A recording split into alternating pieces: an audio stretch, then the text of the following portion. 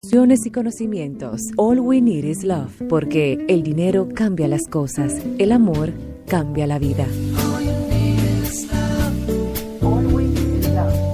All you need is love. De lunes a viernes de 3 a 4 de la tarde. All we need is love. Porque el amor sigue siendo la oferta más irresistible. Por la nota 95.7. Conoce de todo.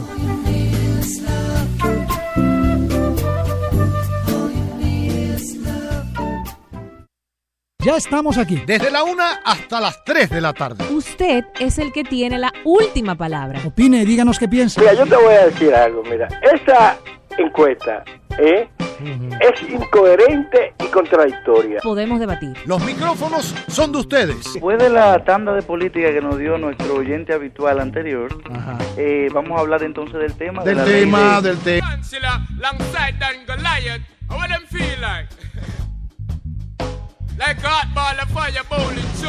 Ya está bueno de que nos digan siempre lo mismo. Aquí se dice todo y lamentamos si a alguien no le gustó. Eso no representa votos para el político, porque están en la fundita y en la pendejada comprando votos y la gente muriéndose. Esto no tiene nombre. El magazine radial de la tarde, de lunes a viernes a la 1 de la tarde por la nota 95.7. Conoce de todo. De lunes a viernes de 4 a 5 de la tarde, conoce y analiza los más importantes hechos sociales, políticos, económicos y culturales desde la perspectiva del interés ciudadano, con Jonathan Liriano, Milicen Uribe, Carlos Pimentel y José Luis Morillo Frías en La República, radio para ciudadanía consciente, crítica y transformadora, por la nota 95.7. Sintonía Joven. Todo lo que un padre necesita escuchar y todo lo que los jóvenes quieren lograr.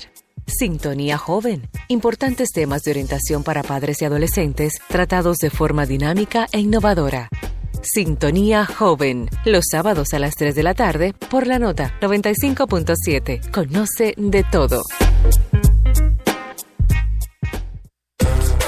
Farideh Raful. Uno termina de trabajar a las 5 de la tarde. Fabricio Gómez Mazara. Las mujeres ahora tienen que ser de todo. Y un grupo de profesionales estarán de lunes a viernes, de 5 a 7 de la noche, debatiendo temas de actualidad, ofreciendo consejos de interés, todo servido de forma amena, sin tacones ni corbatas, sin jefes ni secretarias. De lunes a viernes, de 5 a 7 de la noche, por La Nota.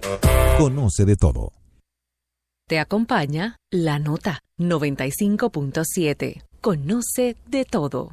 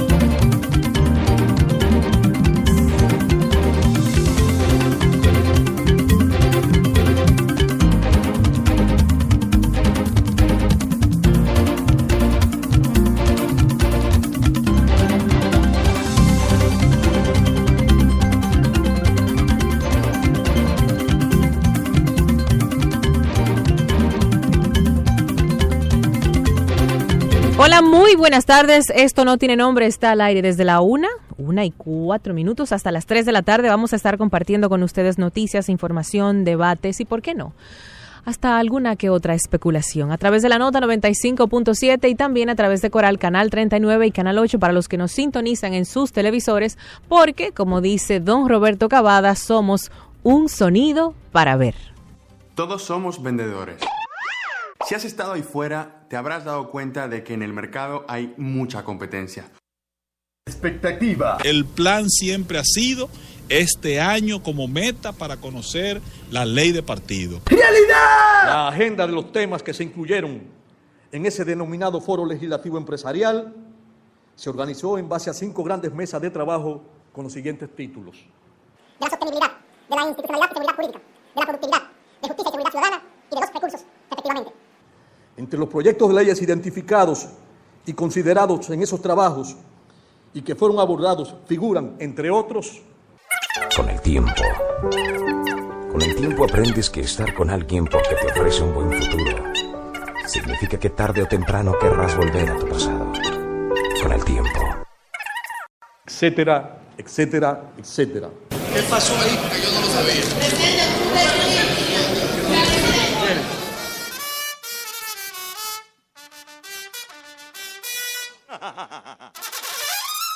Hace rato que cruzó el peaje, muchacho. ¿Qué fue? ¿Qué? ¿Ya no está en el equipo? Esto no tiene nombre. Enseguida volvemos con Esto no tiene nombre.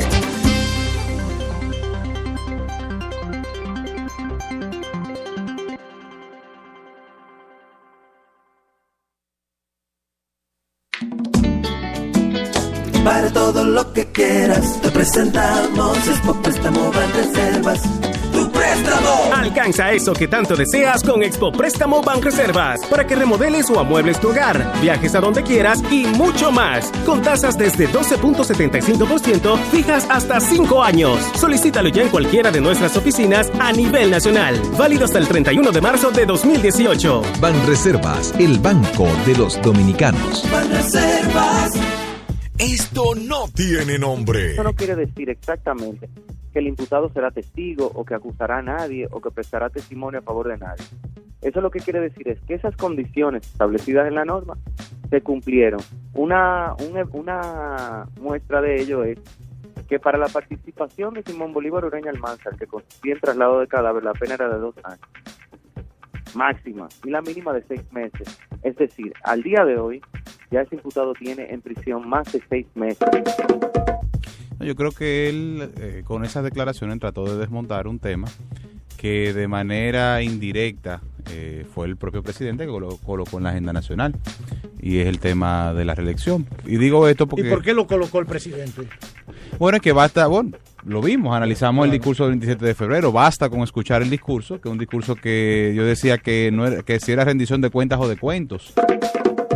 Totalmente, y de ahí es que esta es una empresa, como te mencioné al principio, de un capital venezolano que confió en la República Dominicana y de hecho no ha hecho más inversiones en el país debido a que desde que compra la empresa no reciben una respuesta adecuada de las autoridades de la superintendencia, sino que por más comunicaciones que se envían, que por suerte se enviaron y hoy sirven de pruebas para el caso, nunca recibían ningún tipo de respuesta. Y eso nosotros aquí en República Dominicana sabemos qué es lo que pasa con eso.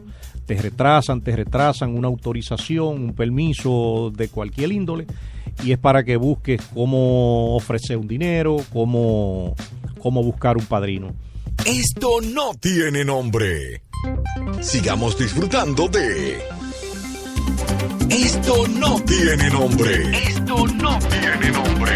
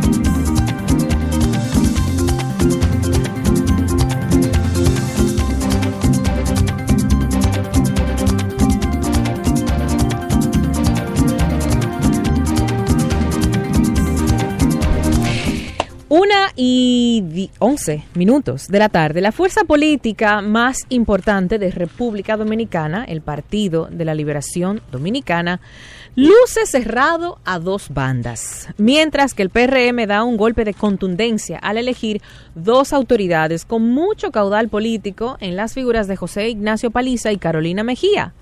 ¿Debe renovarse el PLD? ¿Cuáles serían las atenuantes para remozar la organización morada? Vamos a hablar del tema ampliamente con gente aguda y de confianza. Julio Martínez Ruiz. Ruiz. Tú eres Ruiz, Julio. Sí, está buena esa. Y Jaxel Román. ¿Pero de los Ruiz de la Vega o no? No. Del sur. Sí. Por ahí. Sí, yo sé. Pero igual, igual tenemos representación de La Vega aquí. Aquí, bien La Vega in the house. Bienvenidos, chicos, a Esto No Tiene Nombre. Gracias. Renovación y partidos. Ese tema a mí me gusta. Suena interesante y yo creo que todos nos dejamos atraer como por esa idea de renovación, de algo nuevo, de cambio. Sobre todo cuando uno habla con la gente. Yo venía para acá en Uber, valga la cuña, y yo le decía al conductor, le decía, ven acá, ¿y qué tú crees que va a pasar en este país? Porque él comenzó a hablarme como de la Constitución y eso. Yo le dije, ¿qué tú crees que va a pasar en este país? ¿Qué te interesa que pase? ¿Cómo tú vislumbras el panorama? Sí, porque es chévere hacer eso, sí, así como chévere, random, de repente, así. Y me dice él, mira, yo estoy cansado de todos estos a mí me gustaría ver rostros diferentes. Y me lo dijo un joven, y ciertamente yo creo que sí, que la gente tiene sed de ver cosas distintas. Ahora, tampoco podemos confundir las cosas ni caer en el maniqueísmo. Por ejemplo, lo que nosotros vimos en el Partido Revolucionario Moderno, o que estamos viendo ahora en este proceso interno que están desarrollando, más que una convención formal y democrática, en términos formales podemos decir que es una convención, pero en términos sustanciales ahí lo que hubo fue un proceso antidemocrático, una imposición de una decisión oligárquica entre las facciones que se disputan el poder. Y, evidentemente, ¿cuál ha sido el resultado? Bueno, viendo lo positivo, nosotros estamos viendo caras nuevas. Ahora, caras nuevas que llegan con el apoyo de las facciones y de los líderes de ese partido, que se ponen de acuerdo para evitar una división y dicen, bueno, vamos a transitar esta ruta. Hoy el PLD, el PRM, en una convención, en un boletín número 5 que lo pospusieron, pero bueno, ya han arrojado varios porcentajes que favorecen a Paliza y a Carolina. De inmediato eso ha desatado como una ola y una sed de cambio que vemos gente de los diferentes partidos, tanto del PLD como el Partido Reformista, que dicen, óyeme, ya el PRM está presidido por una persona que tiene 36 años, ahora nosotros tenemos que impulsar una renovación dentro del PLD. Yo digo, ok, correcto, es cierto, nosotros tenemos que impulsar una renovación. Ahora, tenemos que, o no podemos caer en el error de pensar que renovación o nueva generación significa exclusivamente o verlo exclusivamente desde una concepción biológica, de que bueno, el simple hecho de que usted tenga 30 años, usted tenga 35 años, estoy de acuerdo contigo. Con usted nosotros tenemos que la edad no es un cambio. valor en sí mismo. Una pequeña trivia, ahora que mencionas eso. ¿Saben quién ha sido el presidente más joven de la República Dominicana en los últimos 80 años? ¿Quién? Rafael Leónidas Trujillo. Ay, mentira. ¿A qué edad llegó? 39 años. 39 años tenía Trujillo cuando llegó a ese presidente. Ese es otro debate completamente, claro, el tema del trujillismo, pero hablamos de que el haber sido el más joven del último casi siglo no necesariamente lo hizo el más deseable. Y ya, para darle paso a Yachel, tú te pones a ver y dices, bueno, por ejemplo, ¿por qué nosotros no podemos verlo simplemente desde una concepción biológica? Juan Bosch fue a los 63 años que fundó el PLD. A los 63. Y a los 63 años tú no podías decirle a Juan Bosch que era un viejo. ¿Por qué? Porque era una persona que ideológicamente... Sí, es cierto. Oye, me tenía una idea de transformación social. Igual pasan con otros partidos. O sea, nosotros vemos, por ejemplo, si vemos la media de los presidentes de América Latina, Piñera en Chile tiene 69 años. Y en Chile sí es un país donde las ideologías están más acentuadas que en otros países de América Latina. Y vemos que con 69 años ahora tomó posesión para su segundo mandato. El caso de Bachelet, 67 años. PPK, que acaba de renunciar, casi 80 años. O sea, la media de los presidentes en Donald América Trump. Latina. Bueno, Donald Trump, ¿qué edad tiene Donald Trump? Tiene como 75 años. Miren el caso de Lula, por ejemplo, que para mí Lula es joven, porque yo creo en sus ideas y creo en la socialdemocracia y creo en la ola de transformación que impulsó desde Brasil, al margen de los cuestionamientos que hoy estamos viendo. Lula tiene 72 años. Y si mañana Lula fuera candidato aquí a lo que sea, yo votaría por él. Igual Pepe Mujica tiene 80 y pico de años y no piensa retirarse de la política, todo lo contrario, quiere volver a ser presidente. Entonces, he mencionado casos de políticos que ideológicamente, por sus ideas, se pueden considerar joven, o sea, son de cambio, de renovación. Tenemos casos así de aquí. transformación. En la República Dominicana nosotros podemos, aquí la media de los presidentes también sobrepasa los 60 años, por ejemplo. Pero yo me refiero a la ideología. Si tenemos políticos con experiencia, por no llamarle viejos, porque me parece que no, si no tenemos políticos con experiencia que sean representantes de un cambio de ideología, cuando lo común en los partidos es que ni siquiera hay ideología. En República Dominicana nosotros estamos viendo un proceso de desideologización de las organizaciones políticas. Correcto. Y es difícil buscar un elemento diferenciador entre el Partido Reformista, entre el PRM, entre el PRD y entre el PLD. Porque aunque... Más allá de la mística interna de cada organización, Claro, tomando en cuenta que el PLD surgió como una organización elitista, no en el sentido social. Si no vamos sí. a los orígenes, sí, ahí vamos a encontrar muchos elementos. Pero eso lo mantiene. O sea, el elitismo, cuando vemos el comité político, que es un organismo que tiene preeminencia por encima de todos los otros, incluso del Congreso Nacional, y muchas veces por encima del Ejecutivo. Y cuando vemos, por ejemplo, la mística de lo que ha sido el PRDismo, que incluye el PRM, que es una continuación de ese sector tradicional político, vemos que mantienen muchas de las mismas prácticas. Y el reformismo también, pero eso no quiere decir ideología, eso quiere decir más un tema de forma que en el fondo. Y métodos de trabajo quizás distintos, y a la hora de tomar unas decisiones aplican métodos distintos, pero existe, o sea, están operando dentro de un marco de empobrecimiento ideológico. Ahora bien, yo creo también que eso se pudiese aplicar aquí en la República Dominicana, y al margen de las diferencias que se puedan tener o no. Por ejemplo, el presidente Danilo Medina ha sido insistente hablando sobre la construcción de un estado del bienestar en la República Dominicana. Cuando yo escucho eso de estado del bienestar, guardando las diferencias, y claro, podemos cuestionar algunas cosas, pero eso se circunscribe a la socialdemocracia y sobre todo a Occidente, cuando en Europa posterior a la Segunda Guerra Mundial se construyó un estado donde exista un colchón para los más muy diferente desposeídos. A las propuestas anteriores de Danilo Medina, porque recordemos que su programa de gobierno de 2007 tenía como título un estado pequeño, pero fuerte. Pero claro, en esa ocasión tenía el amigo Ernesto Selman como asesor. Y si a que eso tiene no que haber vamos, influido mucho. eso no vamos, por ejemplo, el PLD fue que adoptó la mayoría de las medidas del consenso de Washington en el año 96-2000 y llevó a cabo un proceso de reforma, modernización, de privatización del Estado. Juan Bosch fue el primer candidato relevante en proponer las privatizaciones en la República Dominicana. Claro, lo propuso frente a los empresarios en un almuerzo y propuso cuál sería su plan de gobierno. Pero bueno, yo creo que aquí nosotros pudiésemos aplicar eso, porque ahora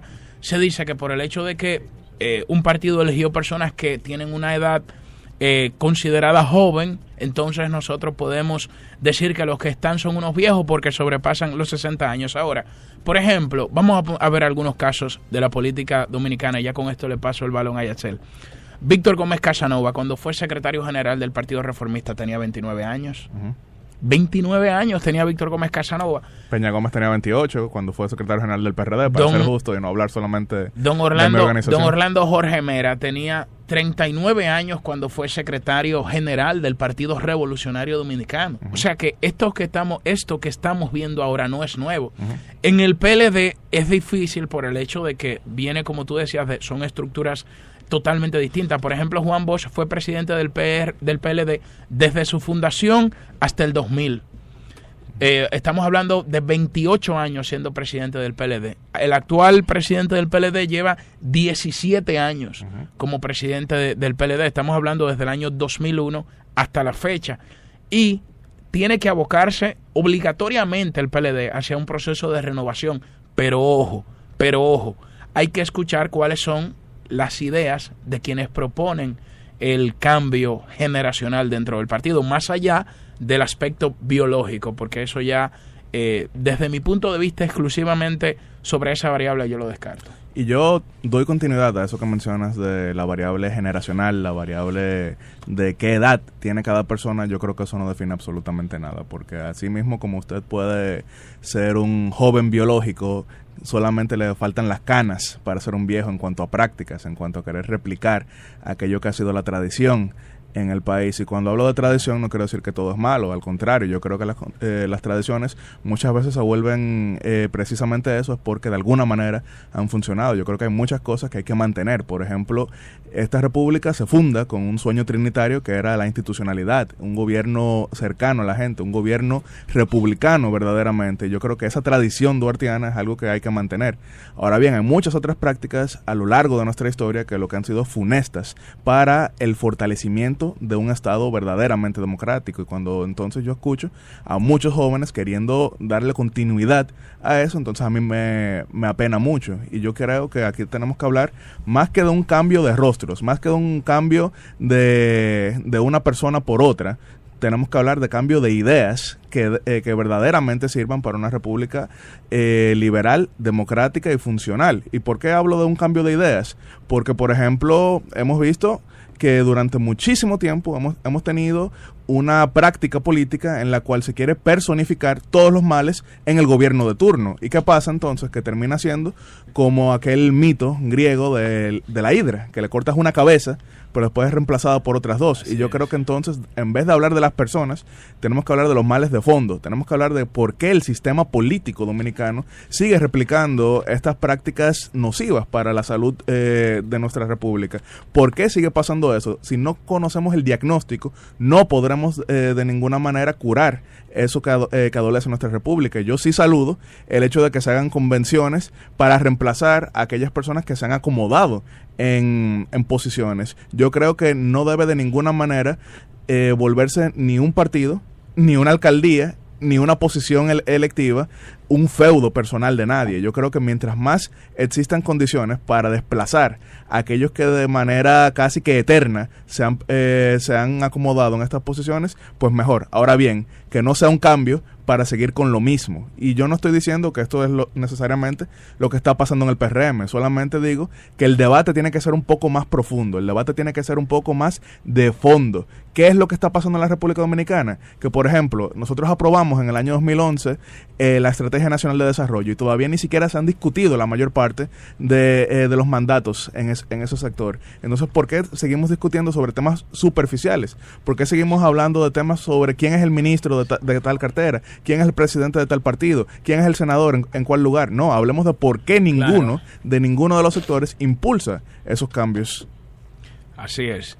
Y otro elemento que nosotros pudiéramos agregarle a ese análisis son, por ejemplo, dentro de las prácticas políticas que nosotros vemos en nuestro país que debemos superar, el clientelismo, por ejemplo. Cuando quien sea que haya participado en es más, yo creo que ni hay que participar en un proceso electoral para uno percibir que nosotros vivimos en un país muy clientelista, donde cualquiera que va a una provincia, cualquiera que va a un barrio, cualquiera que se acerca donde quien sea a proponer una solución, lo primero que te dice la gente es, bueno, dame lo mío. Uh-huh. Esos métodos de trabajo que se utilizan en campañas electorales y que los políticos utilizan son los que después los hacen ir a las instituciones a degradarse y a no hacer un trabajo que esté a la altura de las expectativas de una parte importante de la sociedad que los elige para que impulsen un programa de desarrollo, de reforma y de modernización del Estado Dominicano. Entonces yo creo que nosotros tenemos que atacar ahí. Ahora, ¿qué otro elemento nosotros pudiéramos agregar al debate sobre la renovación? Que en definitiva, quien tiene la potestad de cambiar o no a los actores del sistema es el electorado. Así es. Es el electorado. Y nosotros tenemos, tradicionalmente hemos tenido un electorado caudillista, un electorado que va en busca de los líderes. O sea, guíame, gran líder. En una campaña tú participas, en una campaña que has participado, Yachel, y tú, Miralba, de alguna manera u otra, y todos los que están aquí que le dan seguimiento a estos temas, óyeme, la gente va buscando a su líder. La gente va buscando a su caudillo, la gente te pregunta por el candidato. En una campaña, el importante para el electorado es el candidato. O sea, tú vas a una provincia, el equipo va a recolectar, a reunirse con los productores agropecuarios, a reunirse con los empresarios, a reunirse con los líderes. No. Esa gente no quiere reunirse con terceros, esa gente quiere ver a su candidato, quieren ver al candidato que en este caso, o sea, cualquiera que sea que elijan las organizaciones políticas. Entonces, quizás esa tradición electoralista de nuestro país hace que permanezcan en el poder muchos o permanezcan dentro de sus órganos. Pero qué bueno que mencionas el tema del caudillismo en la República Dominicana, porque el caudillismo es una parte casi que inherente de no solamente el ser humano, pero de manera específica los latinoamericanos, porque cuando vemos los demás países de nuestra región no son muy diferentes. Ahora bien, ¿qué ha pasado? Que el caudillismo mutó de ser algo que pasaba en cuanto a ciudadanos buscando a aquel que los iluminara, aquel que los guiara, aquel que los inspirara. Y teníamos aquí 3 caudillos que de alguna manera u otra apelaban a distintos sectores de la sociedad. Por ejemplo, teníamos al profesor Juan Bosch, que apelaba a ese sector más antisistema, aquel sector clase media ilustrada que tenía serias críticas con lo que imperaba. Teníamos, por ejemplo, un doctor José Francisco Peña Gómez. El Bosch de la década de los 60 y de la década de los 70. Son dos distintos. Son dos distintos. O sea, sí, porque el de los 60 era casi que un conservador. Un conservador y dado al pacto, el borrón y cuenta nueva. El de los 70 viene siendo ya un Bosch. Claro, un Bosch antisistema. Y el de los 90 viene siendo un Bosch que adopta las medidas del consenso de Washington. El Bosch neoliberal. El Bosch neoliberal, totalmente. Pero precisamente, o sea, apelaba a un sector de la sociedad que lo seguía no esperando nada a cambio, porque tampoco había nada que dar. Al contrario, tenía que pedir. Pero entonces también tenemos un doctor José Francisco Peña Gómez que apelaba a las masas populares, a ese sector más marginado de la sociedad. Tenemos un doctor Joaquín Balaguer que apelaba a las masas conservadoras. Pero hoy en día entonces tenemos caudillismos quizá un poquito más pequeños, pero que se basan en eso mismo que estabas hablando, que es un clientelismo rampante, porque vemos incluso el gasto estatal en la República Dominicana, el presupuesto de la nación, que se ha vuelto de un presupuesto que en el 1996 se basaba mucho más en el gasto de inversión, ahora mismo uno que se enfoca muchísimo en el gasto corriente, y ese gasto corriente ¿hacia dónde va? A mantener las estructuras clientelares que no se equivoquen, no están únicamente en el partido abiertamente oficialista. ¿Por qué digo abiertamente oficialista? Porque hay que ser sinceros, aquí hay muchos actores de la oposición que hoy en día se benefician de esas prebendas del poder político. ¿Está llamado el PLD a cambiar sus rostros? Yo creo que el PLD está llamado a renovar sus ideas. A renovar sus ideas porque tienen que entender, tienen que buscarse como una razón de ser del poder. ¿Por qué nosotros queremos el poder?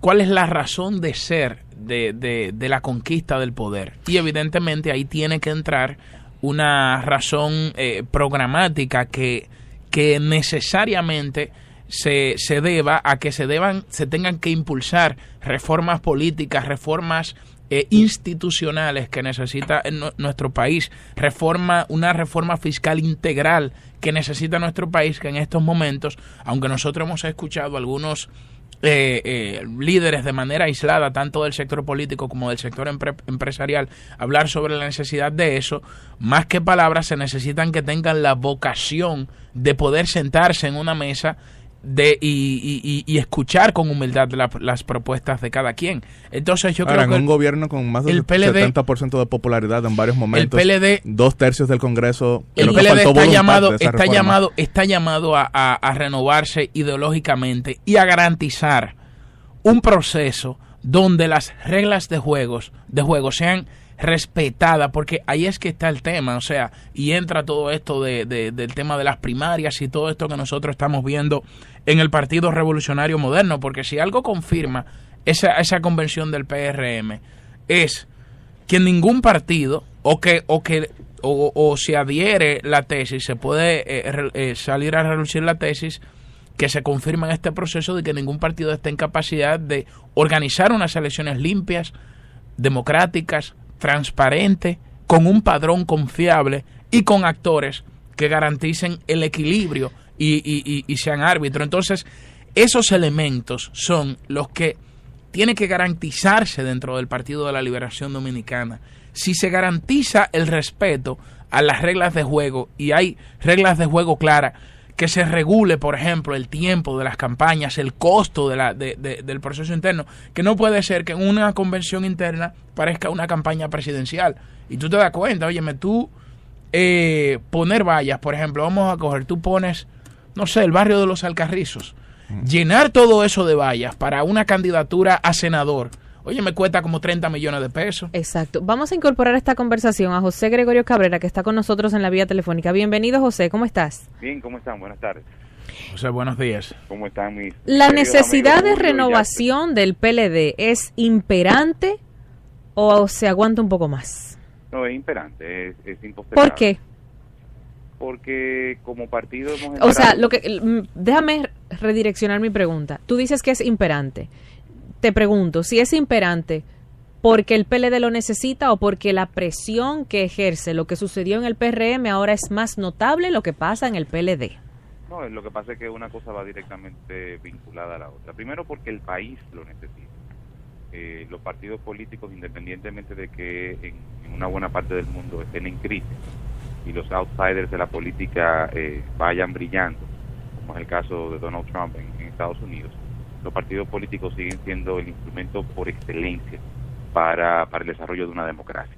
Entonces, una democracia como la nuestra, donde una parte importante de los partidos minoritarios son franquicias familiares y donde los otros grandes están controlados por unos pocos, evidentemente que el ejercicio democrático se limita de manera importante. En el caso del PRM, bueno, es un partido relativamente nuevo en términos estructurales, aun cuando es una derivación del viejo PRD y una buena parte de su liderazgo, pero necesitaba esa reconformación. Además es un partido fuera del poder. El estar fuera del poder te da esa capacidad, a lo que los gringos le dicen el lean operation, la operación delgada, sin mucha grasa, sin mucho peso, que te lo da el poder. Cambiar estando en el poder es muy difícil, salir de una zona de confort es muy difícil. Y creo que es parte del problema con las estructuras del Partido de la Liberación Dominicana. Pero ojo, y en eso estoy muy de acuerdo con Julio, yo creo que más que un cambio de caras, el PLD necesita mirarse al espejo y decirse a sí mismo, si no nos renovamos, nos morimos. Las aguas están estancadas, el agua estancada se pudre, el agua debe correr. Pero no solamente cambiar caras, también es un tema de cambio de paradigma y volver quizás sobre nuestros pasos y entender qué es el partido, para qué queremos el partido, un instrumento de qué es el partido. A mí, honestamente, si el presidente del partido, el presidente Fernández, desea repetir, bueno, amén. Ese no es mi mayor problema. Si las autoridades del partido quieren repetir, si el comité político quiere repetir, pero van a permitir que un nuevo liderazgo con nuevas ideas, como dice Julio, participe de manera abierta, si ellos están dispuestos a someterse al escrutinio de las bases, bueno, bienvenido sea, pues tampoco es una revolución de los sargentos lo que queremos armar en el partido, no es de eso que se trata. Yo creo que de lo que se trata es de, como decía Julio, establecer reglas del juego claras, donde un diputado, un senador, un ministro no tenga la capacidad de, con dinero del pueblo, imponerse o imponer a sus candidatos favoritos, porque a eso mejor no asistimos a ningún proceso. Yo creo que en el PLD, quizás igual o más que en cualquier partido, hay una cantera importante de liderazgos jóvenes, donde yo mismo me inscribo, sin ninguna humildad, donde está Julio, donde están otros muchos líderes jóvenes, que fueron preparados, que tienen la capacidad, pero que lamentablemente no están en la disposición de ir a un matadero electoral para validar, en buen dominicano, las vagabunderías de 2 o 3. A eso es que nosotros no estamos dispuestos. Entonces, yo creo que el partido o se renueva o entra en un estado de putrefacción absoluta que ya está bastante erosionado. Decir lo contrario sería mentirnos. Pero como colofón a eso te puedo agregar que así como algunas voces desde el gobierno piden la renovación del partido, yo también desde el partido le exigiría a ellos la renovación del gobierno. Nos hablaron de cambio, nos hablaron de nuevas caras. Son la misma gente. Si tú te vas a una circunscripción de cualquier provincia en el país, te vas a dar cuenta que los comités intermedios del PLD están cerrados. te vas a dar cuenta que los líderes lamentablemente no participan. O si tú te acercas a un presidente de comité intermedio a decirle, mire compañero, yo quiero aspirar, lo primero que te pregunte es cuánto hay para mí, como decía Julio. Entonces, aspirar en el partido se ha convertido en una operación transaccional donde en la medida en que tú tienes acceso a recursos públicos o recursos de otra naturaleza, quizás más sucios todavía, entonces tú te garantizas una posición, tú te garantizas un espacio dentro del partido y dentro de los estamentos de poder. Y yo pienso que eso es lo que nosotros como institución debemos cambiar. Creo que ese es el gran reto. Y la renovación del PRM lo que nos pone es, nos coloca, como decía ahorita, frente a nuestro propio espejo, a mirarnos en nuestro propio espejo. Además, yo te voy a decir una cosa, es prácticamente criminal el hecho de que nuestros líderes nos hayan preparado a nosotros, nos hayan servido en muchos momentos de ejemplo, porque no todos son malos ejemplos, y que ahora simplemente nos sienten en un banquillo. Es como que tú, si tú tienes una empresa familiar, coges a tu hijo, lo preparas, le pagas el mejor colegio, lo mandas a Harvard, y cuando él viene con toda la capacidad de seguir ayudándote a conducir los destinos de tu empresa familiar, tú le dices, no, siéntate allá a sacar copia porque todavía a mí me queda fuerza para dirigir esta vaina. O sea, eso es lo que está pasando en el PLD. Muy bien. Chicos, ¿qué tienen que decir sobre los comentarios de José Gregorio? Yo estoy de acuerdo totalmente con lo que plantea José Gregorio, y él amplió un poco el análisis cuando habló sobre los partidos minoritarios, porque los vicios de los que adolecen los partidos mayoritarios también lo padecen los partidos minoritarios. Por ejemplo, yo no recuerdo cuando el partido, no sé, Alianza País realizó una convención para elegir sus autoridades.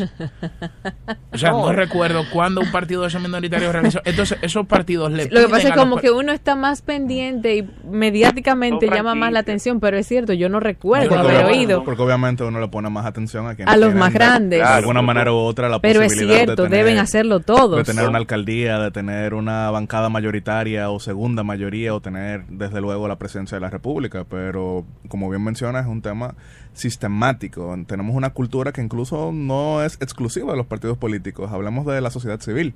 Cuando hablamos de esas organizaciones que reciben fondos públicos y también fondos públicos internacionales, pero ese es otro tema, entonces notamos que estas personas llevan décadas encabezando dichas organizaciones, lo cual no necesariamente quiere decir que lo hayan hecho mal, a lo mejor lo están haciendo excelente, pero entonces me parece por lo menos un poquito incoherente que sean muchas de esas mismas personas las que salgan a criticar el accionar de los partidos cuando ellos lo replican en sus organizaciones. Los partidos, el problema son los árbitros, porque por ejemplo, si mañana el PLD organiza una convención, el presidente no puede ir porque la Constitución se lo prohíbe.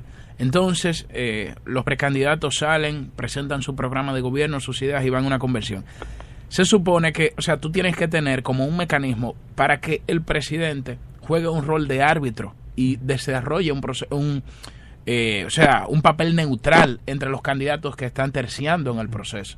Entonces, si nosotros no tenemos esas reglas de juego, o si tenemos las reglas de juego que son muy bonitas, agarrar el régimen electoral y leerlo, pero no tenemos cómo garantizar esas reglas de juego, es difícil de que no continúen deslegitimándose los partidos, porque hacia donde nosotros nos encaminamos es simplemente a tener organizaciones que sirvan ya como un mecanismo formal para poder acceder al poder, más que instrumentos de desarrollo. Simplemente yo digo, déjame yo, el PLD no me dio una candidatura, déjame yo comprarla en el Partido Reformista, déjame, como si tú vas al mercado, déjame comprar esta candidatura que me cuesta 20 millones de pesos ahora. Yo quiero saber de dónde una gente va a sacar 20 o 30 millones de pesos para poder terciar en un proceso. ¿Y a cambio de qué es esa vocación de servicio público? Tú sabes, el que lo hace está claro a lo que va el gobierno, porque una gente que gasta 30 millones de pesos para ser diputado, o sea, ¿cómo va a recuperar ese dinero? Y un partido que gasta 1.000 millones de pesos en una campaña presidencial que está esperando. Exactamente. Porque 20 millones es una cosa, pero 1.000 millones... paga para llegar, llega para robar, responsablemente. No, yo creo que no podemos ser tan absolutistas en ese sentido, pero sí hay que tomar... si tú pagas esas cantidades exorbitantes para llegar con un sueldo público, tú vas a recuperar esa inversión. Pero es que tampoco se puede ver como algo que aspira desde el punto de vista pecuniario, porque usted no necesariamente tiene la aspiración de llegar a una posición para recibir un sueldo, porque si ya usted, por ejemplo, es una persona multimillonaria y lo que quiere servir, eso es... Señálame 3 ejemplos así. Eso es en el idealismo. Vamos a lo práctico. 3 nombres así. Vete a Estados Unidos, no lo mencione aquí para que no caiga en la trampa. Porque está muy bien lo que él dice, pero no lo veo. Pero el presidente Piñera, uno de los hombres más ricos de Brasil. Y aquí. Donald Trump. Quiero entenderlo aquí. Jacinto Peinado salió pobre de la política. Llegó siendo el presidente de la compañía más rentable de la República Dominicana, como lo era Delta. Comencé con uno, el señor Narri, ex senador del Partido Revolucionario Dominicano aquí en la capital. Él no es una persona que nadie pueda decir que se enriqueció en la política. Don Pedro Rivera, que fue senador en La Vega, precisamente. Nadie puede decir que fue a enriquecerse. Pedro Alegría, el senador de Ocoa. Exacto, o sea, todas sus... Vamos a escuchar a José Gregorio. Que ese es como un hobby, entonces. Hay gente que lo gasta en golf y hay gente que lo gasta en política. Lo que estoy diciendo es que no podemos tachar a todo el que generalizar es otra forma de discriminar. Pero versus esos 3. 4. Mira, pudiéramos sacar 40, sí, que son lo contrario. Es cierto. Yo estoy de acuerdo en parte de lo que plantea Yasser, pero lamentablemente la realidad dominicana es otra. Estos son los casos minoritarios. Y lo decíamos, creo que en el programa de julio, yo hablaba del tema y me refería al caso de un político colombiano famoso, Darío Echandía, que luego del Bogotazo van a buscarlo porque era la segunda persona, luego de Jorge Eliezer Gaitán, la segunda persona con vocación de poder, y cuando lo fueron a buscar él le dijo, pero el poder ¿para qué? Ante esta crisis, ¿qué puedo yo hacer con el poder? ¿Para qué queremos el poder? ¿A qué vamos a las posiciones? Lamentablemente, en una mayoría avasallante, las personas que han buscado llegar al poder en la República Dominicana lo han hecho como un medio de movilidad social, como un mecanismo de movilidad social y un mecanismo de enriquecimiento personal. Aunque no sean todos los casos, las motivaciones son varias y diversas. O sea, hay gente que quiere llegar al poder porque le gusta el poder, hay gente que quiere llegar al poder porque tiene una vocación de servicio. Todas las campañas en todas partes del mundo cuestan dinero. O sea, tú dejar de trabajar para dedicarte a la política cuesta dinero. Yo no recuerdo cuál fue el último empleo de José Francisco Peña Gómez. Que yo sepa, nunca tuvo un empleo. Eso lo resaltaba mucho Juan Bosch. Sin embargo, no se puede decir que José Francisco Peña Gómez fue una persona corrupta. Entonces, evidentemente, el accionar político tiene un costo. Ahora bien, la pregunta es ¿de dónde vienen esos fondos? En el caso dominicano, nosotros tenemos una ley que permite el funding público. En Estados Unidos tú tienes una ley mixta donde tú tienes fondo público, fondo privado, etcétera, etcétera. Lo que un candidato o lo que un aspirante a una posición de poder no puede someterse o darse el lujo, en principio, es a tú, por ejemplo, recibir dineros manchados, dineros sucios, dineros del pueblo, etcétera, etcétera, etcétera. El crimen organizado. Es decir, y por eso es tan importante una ley de partidos, y por eso una buena parte del liderazgo dominicano se ha hecho el caprino demente, es decir, el chivo loco, con el tema de la ley, porque saben, así como pasó recientemente con la ley de lavado de activos, la ley de lavado de activos la pasaron, y yo creo que ellos, ahora que se están dando cuenta de las consecuencias y de las implicaciones de esa ley, hay mucha gente aquí con dinero que lamentablemente va a tener que meter esos cuartos abajo de un colchón, porque no va a haber banco que se los reciba. Entonces, en la medida en la que nosotros vayamos avanzando en un marco regulatorio adecuado, en este caso, una buena ley de partidos políticos, y en la medida en que nosotros establezcamos instituciones fuertes que controlen ese marco regulatorio, tú vas a ver cómo de manera automática va a haber una discriminación de quién va a presentarse un cargo público y de quién no. En la medida en que hacerse rico con la política no sea una opción, tú vas a ver cómo muchos hombres y mujeres van a desistir de acceder a un cargo político. Excelente, yo creo que acabo de dar en la diana, cuando precisamente vemos que una de las principales debilidades de nuestro sistema es que la política se vea como una vía de movilidad social. Y en muchos casos no solamente movilidad social, pero la vía más fácil para aquel que quizás no tiene talento jugando pelota o que no puede grabar un buen dembow, de ser por lo menos una figura, si no nacional, mínimamente en sus comunidades. En el mejor de los casos, la política siempre va a ser aburrida. ¿Por qué digo en el mejor de los casos? Porque cuando la política funciona, cuando las instituciones son fuertes, cuando las cosas fluyen de una manera alejada del realismo mágico al que nos tienen acostumbrados, entonces la gente no se interesa en la política. Yo les voy a preguntar aquí a ustedes, que son personas bastante informadas, si me pueden mencionar quién gobierna Noruega, quién gobierna Finlandia, ¿quién gobierna Suecia? No lo sé. Un carajo, en buen dominicano, un carajo a la vela que anda en bicicleta igual que el resto de los ciudadanos. Exacto. ¿Y por qué sucede eso? Porque cuando están funcionando las cosas, uno no tiene que estar ahí pendiente. Cuando la política no es una vía de crecimiento pecuniario, entonces la gente sencillamente lo deja que eso fluya como se supone que es la función pública. Esos son empleados públicos como cualquier otro. Son servidores. Ahora, tampoco podemos caer en el error de creer que la política degenera a los seres humanos. Es porque cierto. La política, o sea, no es ni buena ni mala. Pero eso es lo que estoy diciendo. Es una ciencia. O sea, somos nosotros y la sociedad es que forma a esas personas que van a los cargos públicos o que aspiran a un cargo de elección popular. O sea, no se puede analizar la política como si fueran, no sé, o sea, como si estuviera sola en el espacio, y no es así. Y por eso hablo de las instituciones, porque la sociedad cuando no hay transparencia, cuando no hay rendición de cuentas, a las personas que van a ocupar los cargos públicos, pero todos radican en las instituciones. Miren, estaba viendo un artículo en el periódico, bueno, en las redes sociales, y dice Daniel Sobato que Latinoamérica tiene instituciones del siglo XIX con líderes del siglo XX para mejorar sociedades del siglo XXI. Oh, mi Dios, pero eso... Yo creo que eso hay que anotarlo. El delay es fuerte.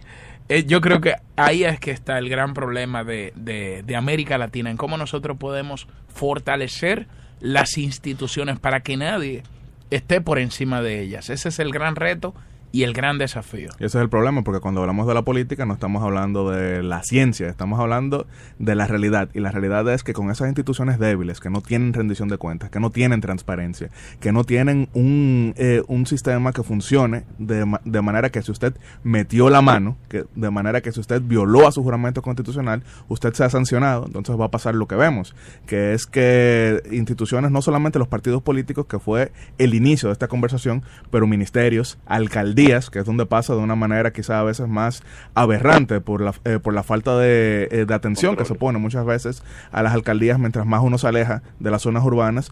Entonces tenemos esas situaciones que afectan nuestro erario, que afectan nuestra república, y que sencillamente siguen causando que aquellas personas que se supone que van a recibir ayudas o que van a recibir apoyo del gobierno son quienes menos lo reciben, porque termina siendo un club de élites para privilegios entre los poderosos y sus allegados. Así es. Sí. No, yo creo que ustedes lo han resumido bastante bien. Y volviendo al punto de inicio, como diría don Juan Bosch en aquel cuento famoso, La Mancha Indeleble, que de paso deberían aplicarse unos cuantos en el PLD.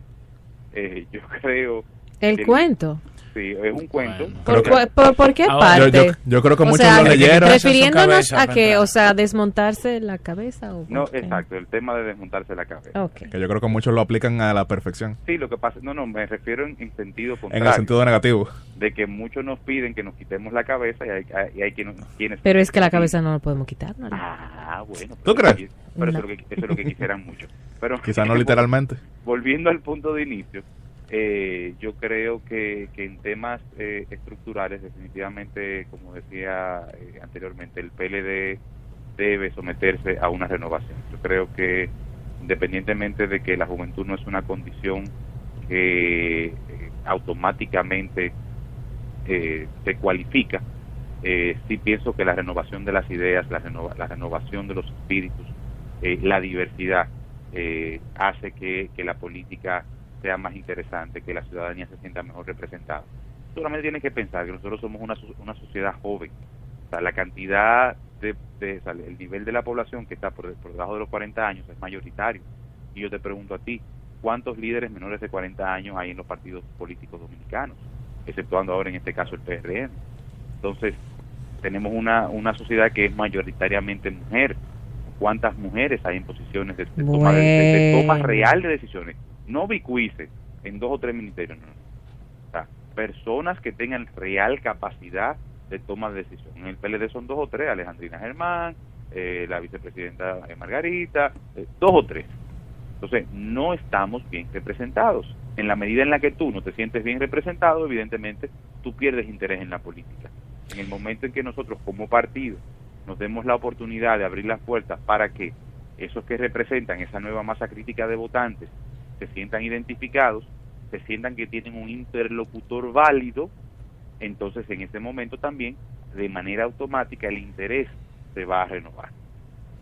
Muchas gracias. Gracias, José Gregorio Cabrera, gracias, Julio Martínez Ruiz y Yatzel Román. Hemos conversado sobre los cambios, la renovación dentro de las distintas fuerzas políticas de nuestro país. Vamos a cerrar con una idea. Yatzel.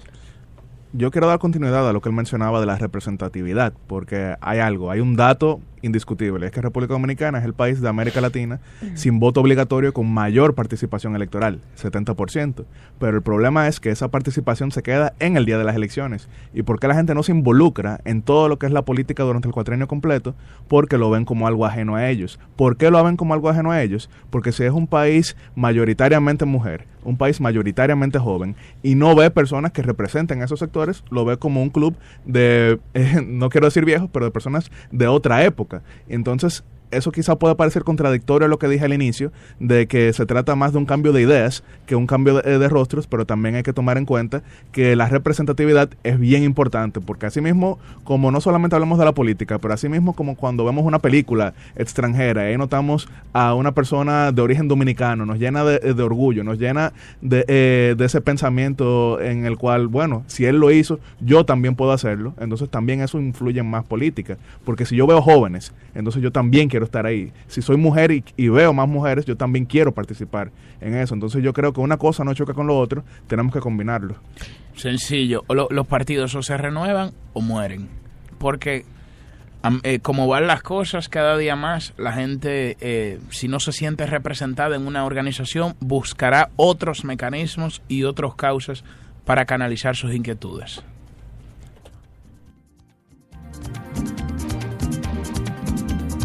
Este segmento fue presentado por Banreservas, el Banco de los Dominicanos. Hoy como todos los días, el tema del día.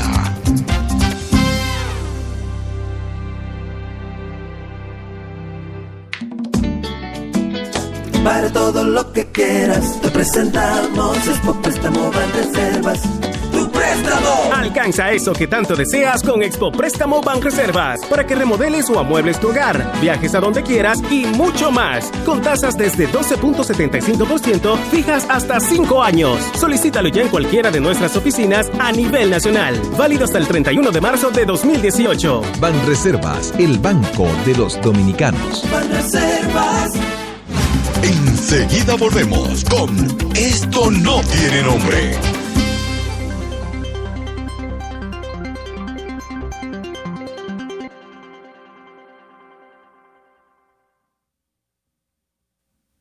Mi amor, ¿y eso nuevo que está en la mesita? El internet para tus series en streaming. ¿Mis series? ¿Qué? ¿Y lo que está en el techo de la casa? Mis películas en HD. ¿Cómo? ¿Todo ahí? Sí, todo ahí en ese aparatico. Y todos felices. Todos en casa disfrutarán de telecable e internet, inalámbrico y en directo. Disfruta del mejor entretenimiento desde donde quiera que estés. Visita tu tienda Altis o llama al 809-476-6000 y solicita el tuyo. 100.000 siestas improvisadas, 100.000 banquetes con quien amas, 100.000 atardeceres junto al mar, 100.000 cosechas en el campo, 100.000 canciones cantadas a todo pulmón. Gracias, República Dominicana, porque estamos celebrando 100.000 vehículos importados de fábrica. Seguiremos trabajando para crear 100.000 maneras más de ayudarte a llegar donde quieres ir. Delta Comercial, la garantía de tu inversión.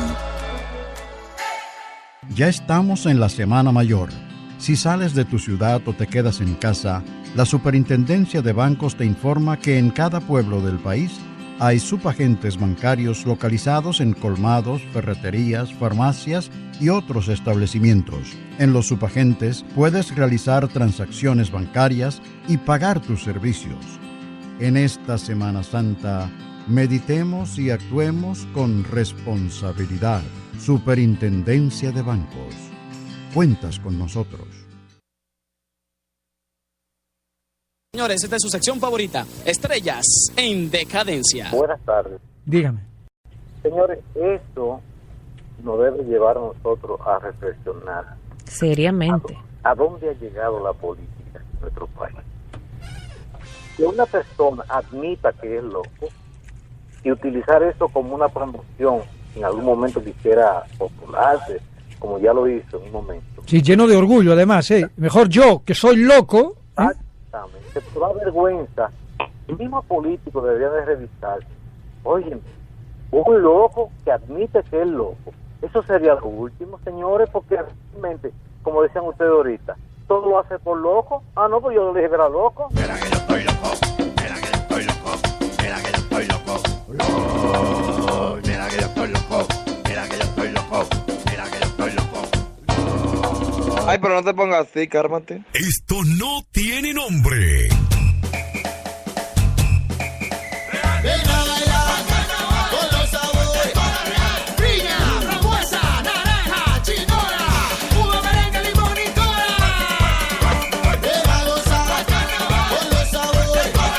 Todo el país celebra el Carnaval de Sabores de Cola Real.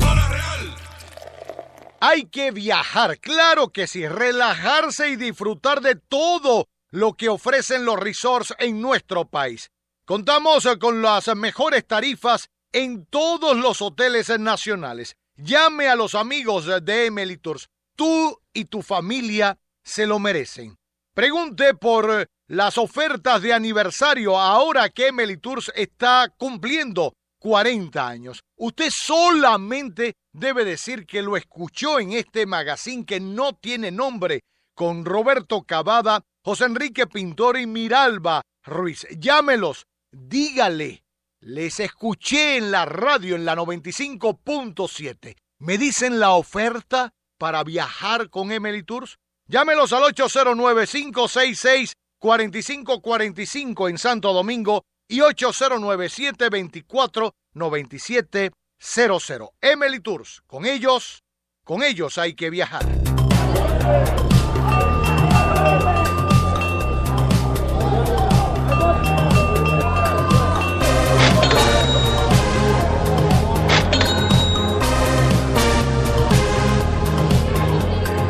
This is Wall Street.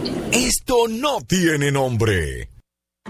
100.000 siestas improvisadas. 100.000 banquetes con quien amas. 100.000 atardeceres junto al mar. 100.000 cosechas en el campo. 100.000 canciones cantadas a todo pulmón. Gracias, República Dominicana, porque estamos celebrando 100.000 vehículos importados de fábrica. Seguiremos trabajando para crear 100.000 maneras más de ayudarte a llegar donde quieres ir. Delta Comercial, la garantía de tu inversión. Si estás pensando en montarte, viajar, remodelar tu casa o simplemente comprar algo nuevo, solo te hace falta solicitar un préstamo popular con tasa fija hasta 5 años. Popular, a tu lado siempre. Sigamos disfrutando de Esto no tiene nombre. Esto no tiene nombre.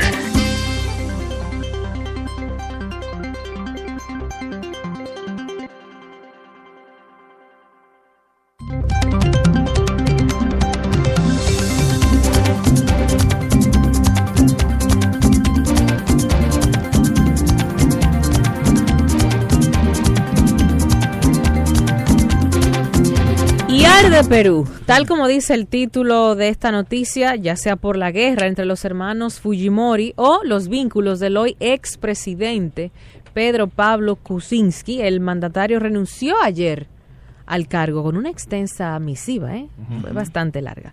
Y hoy el escenario político en Perú arde y se torna muy interesante para el análisis. Seguimos compartiendo con nuestros habitués, Yatzel Román y Julio Martínez Ruiz. Bueno, ahí tú sabes que PPK, aquí criticaron mucho cuando el candidato presidente Danilo Medina decía en campaña: yo quiero mi Congreso.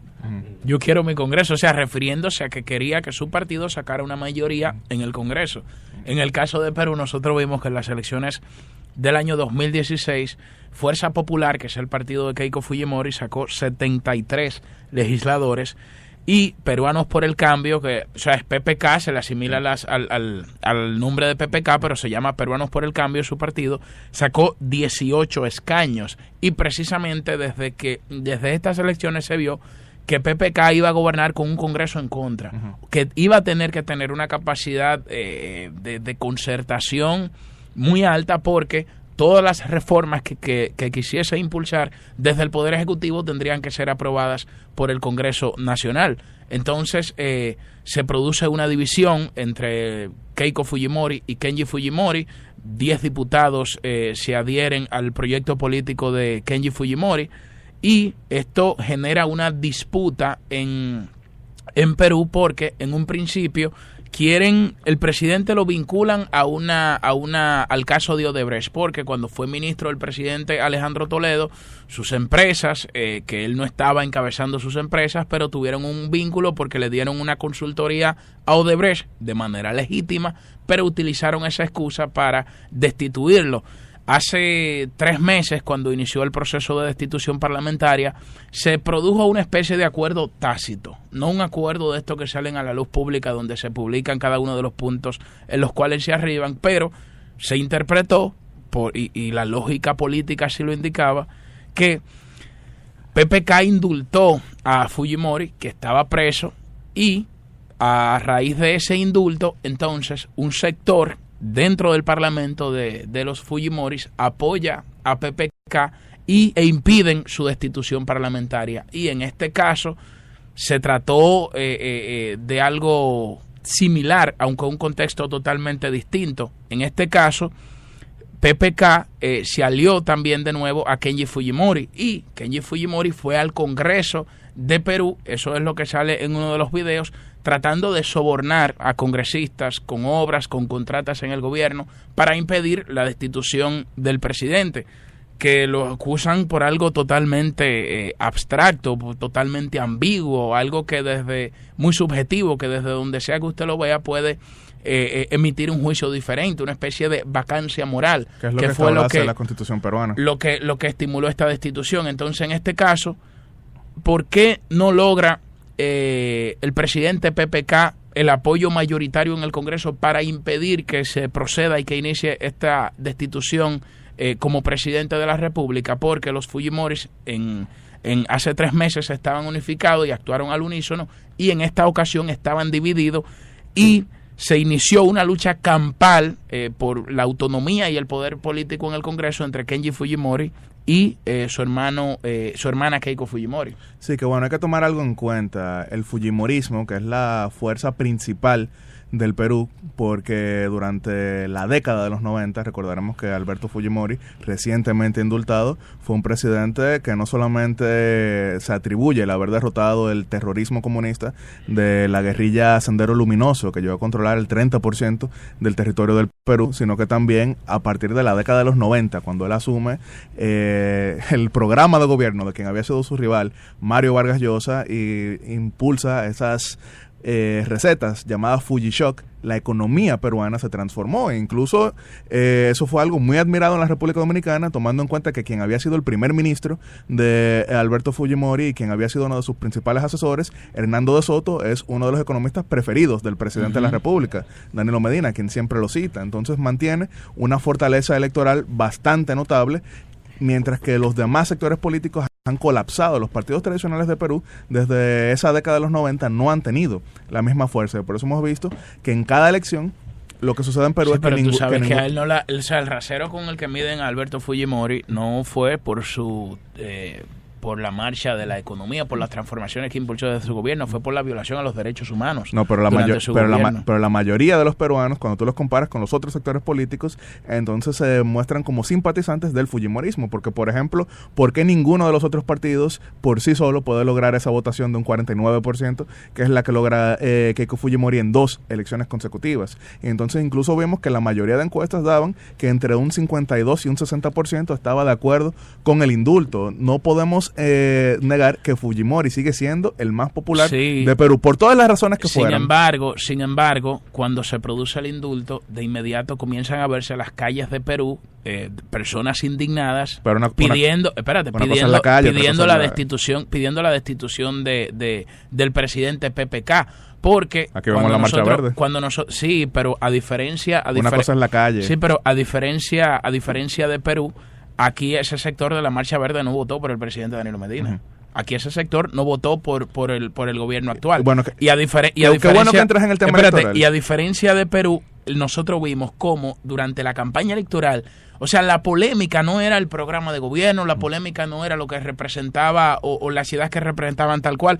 La polémica era que Keiko Fujimori representa el pasado, representa la violación a los derechos humanos, representa la dictadura, una exageración total y una distorsión total. Uh-huh. Pero fueron los temas que salieron a relucir durante la campaña electoral, mientras que PPK representaba un salto hacia la democracia, hacia la consolidación de las instituciones. Y el mismo PPK utiliza este maniqueísmo y esta dicotomización y polarización del escenario político para presentarse como un demócrata, como un gran demócrata. Que yo quiero que quizás nuestra audiencia, si tiene sus celulares cerca o si quizás está cerca de una computadora, escriba en YouTube Pedro Pablo Kuczynski, Keiko Fujimori 2011. Y entonces va a encontrar el meeting de cierre de campaña de Keiko Fujimori en esas elecciones, que fue contra Ollanta Humala, y va a ver que el orador principal en ese cierre de campaña fue Pedro Pablo Kuczynski, y va a ver que en ese discurso de cierre de campaña reivindica la obra de gobierno de Alberto Fujimori. No es que Pedro Pablo Kuczynski representaba las antípodas del fujimorismo. No, claro que no. Fue que él pasó a la segunda como vuelta. estrategia política de campaña, tú sabes que esa fue la polarización. Pero nunca hubo un acuerdo. Que se vio en el escenario. De manera formal, frente a las cámaras, no. Pero de manera tácita, para evitar su primer juicio político, sí hubo un acuerdo. No, con la izquierda no. No hubo un acuerdo con la izquierda, pero sí hubo un acuerdo con los Fujimori. Con una parte de los Fujimori, con una parte mínima de los Fujimori. Entonces, Keiko Fujimori no se benefició de que indultaran a su padre. Bueno, ella en todo momento se había opuesto a eso, incluso. Pero ven acá, Yatzel, pero ven acá. No, porque incluso, mira. De cara a la galería se opone, pero ella se benefició. En la galería no, con votación, claro. Porque cuando Pedro Pablo Kuczynski le ofreció darle prisión domiciliaria a Alberto Fujimori en marzo del año pasado, si el Congreso Fujimorista aprobaba una ley que así lo estableciera, ella mandó que le votaran en contra. Entonces, ¿con cuántos diputados necesitaba PPK para evitar el juicio político? Bueno, originalmente necesitaba solamente que uno se virara, porque 87 diputados fueron quienes la semana pasada decidieron abrirle el juicio, y 87 era lo que... No, pero yo me refiero en el primer juicio político. En el juicio porque PPK, político. O sea, estaban totalmente cohesionados la fuerza de Fujimori, que representaban un 73, eso no es cierto. 73 diputados. Eso no es cierto, ya Kenji había sido censurado del partido, ya estaba en juicio para ser expulsado del partido, porque él en todo momento de este gobierno ha sido aliado de Pedro Pablo Kuczynski. Recordaremos incluso que viajó con Pedro Pablo, e incluso subió en su Instagram, que es una cuenta bastante divertida, porque él incluso como fanático del anime y del arte sube muchas cosas en ese sentido. Dijo, bueno, aquí recordando cuando yo subía al avión presidencial con mi papá, y aquí estamos. Kenji Fujimori en todo momento ha sido un aliado del gobierno. Que ahora formó su propio partido político y está recogiendo firmas a nivel nacional. Está en proceso, porque como en Perú no existe un sistema de partidos políticos, es bastante fácil formar uno nuevo. Entonces yo quiero hablar de la debilidad de este gobierno, porque se hablaba, por ejemplo, de lo que existe aquí en República Dominicana y el Congreso, que sirve casi como sello gomígrafo del poder coyuntural, porque no se trata únicamente del presidente Danilo Medina. Desde el año 2002 a la fecha hemos tenido que quienes han gobernado tienen una mayoría aplastante en el Senado de la República. 29 senadores de 32 en un momento lo tuvo el Partido Revolucionario Dominicano. Los 32 senadores llegó a tener el Partido de la Liberación Dominicana después del 2014, cuando algunos que eran oposición pasaron a sus filas. En Perú colapsó el sistema de partidos políticos, y lo que hemos visto que todos los gobernantes post-Fujimori han gobernado en minoría, todos han sido muy impopulares y a todos les han hecho colapsar sus gobiernos, porque al tener un sistema semiparlamentario tiene un primer ministro que debe ser aceptado por el parlamento, y ese parlamento, que ahora es controlado de manera absoluta por el fujimorismo, se negaba a aceptar cualquier cosa, cualquier iniciativa, y por eso hablaba de que el hecho de que la izquierda, antagónica con el fujimorismo y contraria de Pedro Pablo Kuczynski, que es un candidato, un expresidente de derecha liberal, ellos eran contrarios en ese sentido. Y estas personas votaron por él en segunda vuelta, pero en el Congreso tampoco le daban un solo vaso de agua. Él no logró en ningún momento coaligar a aquellos otros sectores que habían votado por él, que es lo que por ejemplo sí pasa en Panamá, que vemos que la bancada oficialista del partido panameñista de Juan Carlos Varela logró formar en el Congreso una alianza con el Partido Revolucionario Democrático y logra entonces de esa manera impulsar sus iniciativas. Lo que vivía Pedro Pablo Kuczynski es similar al primer gobierno del Partido de la Liberación Dominicana, que gobernó con un Congreso totalmente en contra. Un solo senador de 30 y 13 diputados de 150 en ese momento. Al presidente Fernández no le daban ni siquiera tampoco un vaso de agua en ese primer gobierno. A mí me gusta ese sistema de contrapesos.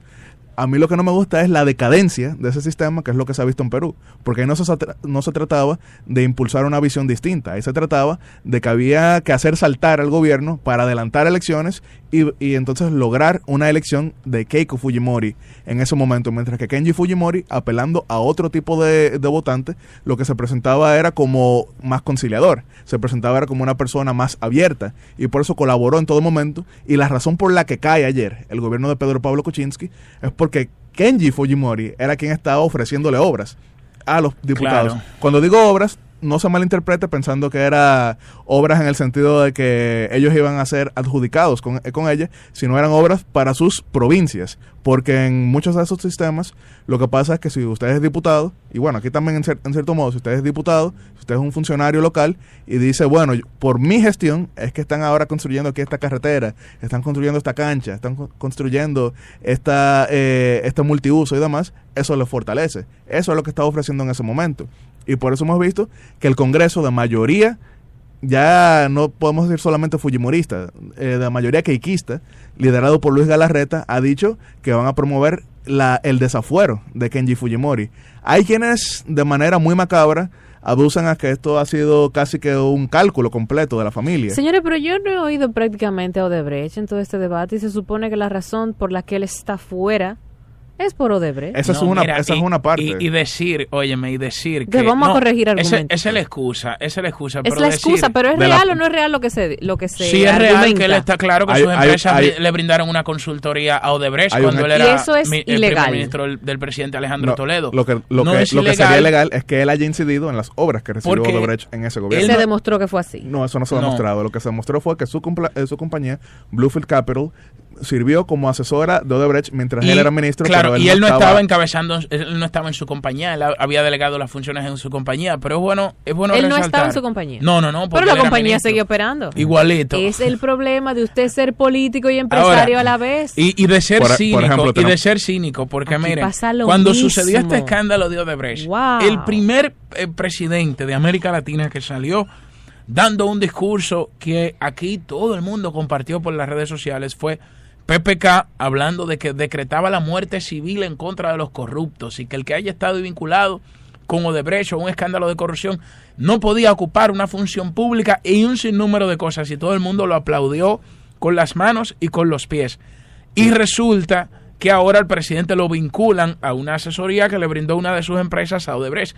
¿Que es legal o ilegal? Bueno, eso se va a seguir debatiendo, pero eso fue un pretexto político que se utilizó. Ahora, también hay que ver que la Fiscalía de Perú tiene una investigación abierta contra la líder del Partido de Fuerza Popular, contra Keiko Fujimori. Pero en el caso de para determinar los vínculos, porque ella es en materia electoral, o sea, no sería sancionada de manera penal en caso de que prospere el caso. Aunque no, tú sabes muy bien que aquí nadie va a distinguir de en materia penal o en materia civil. Aquí lo que se va a ver si tiene vínculo o no con la empresa de Odebrecht. Pero se distingue si tú vas preso o no vas preso. Bueno, pero si se determina que ella tuvo algún vínculo con Odebrecht, entonces eso le resta autoridad moral para iniciar un proceso de destitución parlamentaria en contra de un presidente porque tuvo empresas que se vincularon a Odebrecht de alguna manera u otra. Entonces, aunque el sector que ella encabeza no es un sector que precisamente le ponga mucha atención a la coherencia. Aquí pasa como una especie de lo que sucedió en Brasil con Dilma Rousseff, que pudiéramos ver ese efecto aquí,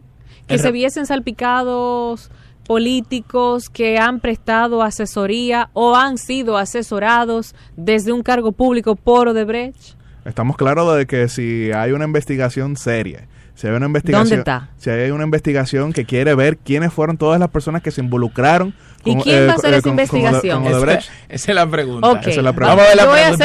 Vamos a ver ¿quién va a hacer la investigación? Me gustaría escuchar. Si tuviésemos una fiscalía verdaderamente independiente. Se supone que... ¿Quién manda en la fiscalía? El presidente de la República, que es que nombra por decreto a quien encabeza el Ministerio. ¿Y quién nombra a los ministros que después trabajan con las empresas? A eso vamos. Ok, o sea, la rueda es Odebrecht, ministros, fiscalía, presidencia, ministros. O sea, esa rueda está cerradita. Mientras sea por un decreto, el Ministerio Público va a seguir siendo un brazo del poder político. Y entonces es imposible la persecución a la corrupción política si quien nombra a la gente de la fiscalía es la política. ¿Sabes cuánto dinero reconoció Jorge Barata, el representante de Odebrecht en Perú, que se sobornó allá? ¿Cuánto? $13 millones. Ustedes recordarán cuánto dinero se reconoció que hubo en sobornos en la República Dominicana. ¿Más de 90 millones? No, fueron 13. No. Entonces, por 13 millones, él dimitió. Bueno, reitero, no podemos decir que cayó específicamente por Odebrecht, pero sí que Odebrecht adelantó esto, porque si vemos lo que ha sido o lo que fue su gobierno de 1 año y 7 meses, veremos que el Congreso completamente adverso, porque son 130 diputados que tiene Perú, lo cual debería avergonzarnos un poquito, que en un país mucho más pequeño que Perú tengamos 190 pero tú sabes porque aquí aparte hay 32. Sabemos, pero esa es otra discusión. Entonces de 130 diputados, 73 eran pertenecientes a Fuerza Popular, es decir, una mayoría absoluta. Y esa mayoría absoluta, en todo momento, al ser un gobierno semiparlamentario, le censuraba a sus ministros, hacía que colapsaran sus gabinetes. Entonces, eso era cuestión de tiempo. Eso les dio la excusa, pero no podemos decir que fue que de un momento a otro, un gobierno que marchaba todo bien, entonces sale esto y cae. Al contrario, la razón por la que cae este gobierno es por los videos en los cuales Kenji Fujimori está hablando de las obras, porque incluso cuando se votó la semana pasada para adelantar el proceso de vacancia moral, 87 diputados fueron los que lo apoyaron. Eso quiere decir que era la mayoría exacta que se necesitaba para destituir al presidente. Y cuando salieron los videos antes de ayer, los demás diputados que estaban indecisos, como por ejemplo Alianza por el Progreso, Partido Aprista Peruano, Partido también Acción Popular, e incluso los disidentes del partido de Pedro Pablo Kuczynski, de Peruanos por el Cambio, que habían elegido 18 diputados y ahora le quedaban 15 porque 3 se habían ido, dijeron que ahora cambiaban de indecisos y que iban a apoyar la vacancia. Entonces el presidente renuncia era porque ya sabía que lo iban a destituir, y que lo iban a destituir era por estos videos. Entonces sí, Odebrecht tuvo que ver, pero no podemos decir que fue solamente eso que lo tumbó, porque si por ejemplo fuese un gobierno que tenía una mayoría parlamentaria, como fue el caso de Dilma Rousseff, que perdió su mayoría parlamentaria, y esa misma mayoría que se había elegido con ella fue que la destituyó. El problema es que el Congreso la destituye, o sea, alegan siempre que fue para luchar por la transparencia, porque pero eso está claro, hizo unas maniobras fiscales y tal cual. El tema es que ella era la cara de la inestabilidad en ese momento. El problema es que un Congreso más deslegitimado que la misma presidenta, porque así se le había acusado a muchos congresistas de muchos escándalos de corrupción, destituyen a la presidenta por alegada por un manejo al margen de la ley de unas pero lo que resalta fiscales. Es que ese era su Congreso. Entonces, bueno, era su Congreso. Su vicepresidente, su presidente de la Cámara, Congreso, sus senadores, sus diputados. Hasta que le tendieron esa celada. Y ella, a diferencia de su predecesor, ella cuando ganó la presidencia no se manejó, o sea, ella misma comenzó la cacería de la lucha contra la corrupción. La inició Dilma Rousseff, ojo con eso. Y luego desata fuerzas que se la llevan a ella misma. Recuerda todos que aquí aliados. Claro, y recordaremos que 2 semanas antes de que iniciara el proceso para destituirla, lo que ella quiso hacer fue nombrar a Lula da Silva como jefe de gabinete presidencial, tomando en cuenta que él sí tenía experiencia manteniendo contentos a esos aliados, pero ya era muy tarde, y todos esos partidos que habían sido parte de la coalición oficialista brasileña, como era el Partido del Movimiento Democrático, el Partido Progresista, el Partido Socialdemócrata, y todos estos partidos que se eligieron junto a Dilma, decidieron entonces apoyar a la oposición y destituirla, algo que es aquí casi que impensable, porque no pudiéramos pensar que de esa mayoría de casi 2/3 que tiene el Partido de la Liberación Dominicana, más de la mitad se fueran a la oposición de un día a otro. Pero entonces, ya para quizá hablar un poquito de cómo se llega a este momento en Perú, cómo llega a esta situación de Pepe Caos, diríamos, hay que tomar algo en cuenta. Pedro Pablo Kuczynski, cuando se lanzó... Y los otros expresidentes de Perú que también están los presos y 5 están siendo investigados. O sea, mira, Albert, estamos hablando que en Perú están presos todos los expresidentes. No, bueno, Alejandro Toledo. Alan García está siendo investigado. Y Alejandro Toledo, que estaba en los Estados Unidos, ahora de Perú, se aprobó, lo van a extraditar hacia Perú. Son gobiernos muy débiles en los cuales es mucho más fácil uno impulsar iniciativas en este sentido, porque cuando existe un gobierno todopoderoso es mucho más difícil investigarlo. O sea, aquí no pudiéramos imaginar un Congreso en esta situación que impulse medidas contra su presidente, pero ahora que mencionas a Alejandro Toledo... ¿Cuál Congreso? ¿Mi Congreso? No, pero mira, ¿tú sabes por qué aquí se desvirtuó esa lucha contra la corrupción? Porque desde el principio se hizo de manera muy selectiva. Se hizo de manera muy selectiva, tanto desde el Ministerio Público como también desde la sociedad civil que estaba exigiendo transparencia. O sea, en Perú se investigaron hasta los consorciados con Odebrecht. Y en la República Dominicana no pasó así. En la República Dominicana tomó otro matiz donde simplemente la gente quería que iniciase una cacería de brujas contra los políticos. Y ciertamente quien la hace la paga. Ahora, si usted exige seriedad y si usted exige transparencia, exíjala para todos y no tenga simplemente el rasero para una sola persona o una sola cara. Tenemos que mencionar que en Perú esos 5 gobiernos que se han visto salpicados por todo tipo de acusaciones han sido liberales, conservadores, socialdemócratas, opositores, gubernamentales, entre dos. Nadie puede decir en Perú, por lo menos nadie de manera seria, puede decir que lo que existe es una persecución política. Digo de manera seria porque Alejandro Toledo ha dicho que él no regresa a Perú porque son los fujimoristas que quieren apresarlo, tomando en cuenta que él era el líder de la oposición contra Alberto Fujimori. Pero eso tiene poco sentido tomando en cuenta que el propio Alberto Fujimori había sido condenado en Perú. En Perú no solo están presos esos expresidentes, también viceministros, presidentes regionales, y consorciados y empresarios que representaban, o sea, del sector privado que operaban conjuntamente con la empresa, lo que no ocurre en la República Dominicana, que se ha distorsionado totalmente. Entonces, ahí está el tema. El histórico presidente colombiano, Mariano Ospina, tenía una frase muy famosa y citada varias veces aquí, que decía: más vale un presidente muerto que un presidente fugitivo. En el caso de Alejandro Toledo, él entendió que él valía mucho más fugitivo que preso.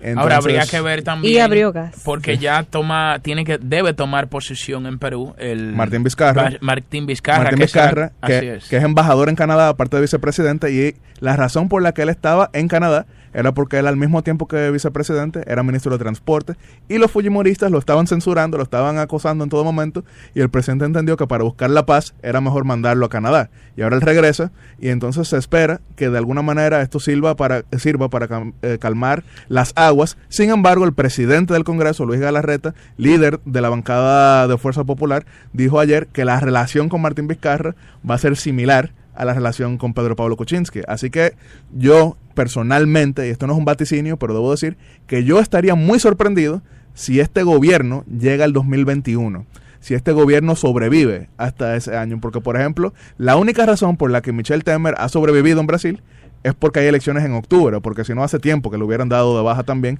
con tal de buscar calmar un poco. Temer, ahorita que hablábamos sobre el tema del relevo y las condiciones biológicas de los líderes, Temer tiene 77, 78 años, tiene el presidente de Brasil. Ahora, la salida para esta crisis política de Perú, si en caso de que el presidente Vizcarra no logre un consenso en el Congreso, que hay una segunda vicepresidenta, que es Mercedes Arauz, sería convocar unas nuevas elecciones. Sería parte de la solución. Él no puede convocar. La vía para nuevas elecciones sería que renuncie el presidente Vizcarra. Pero en caso, por eso te digo, en caso de que, porque ahora cuando él regrese, y seguramente vamos a ver si puede o tiene la capacidad de poder parar todo esto todas estas fuerzas que se desataron en contra de PPK. O sea, tendría que sentarse con Keiko Fujimori, tendría que sentarse con los líderes opositores en el Congreso, porque si se inicia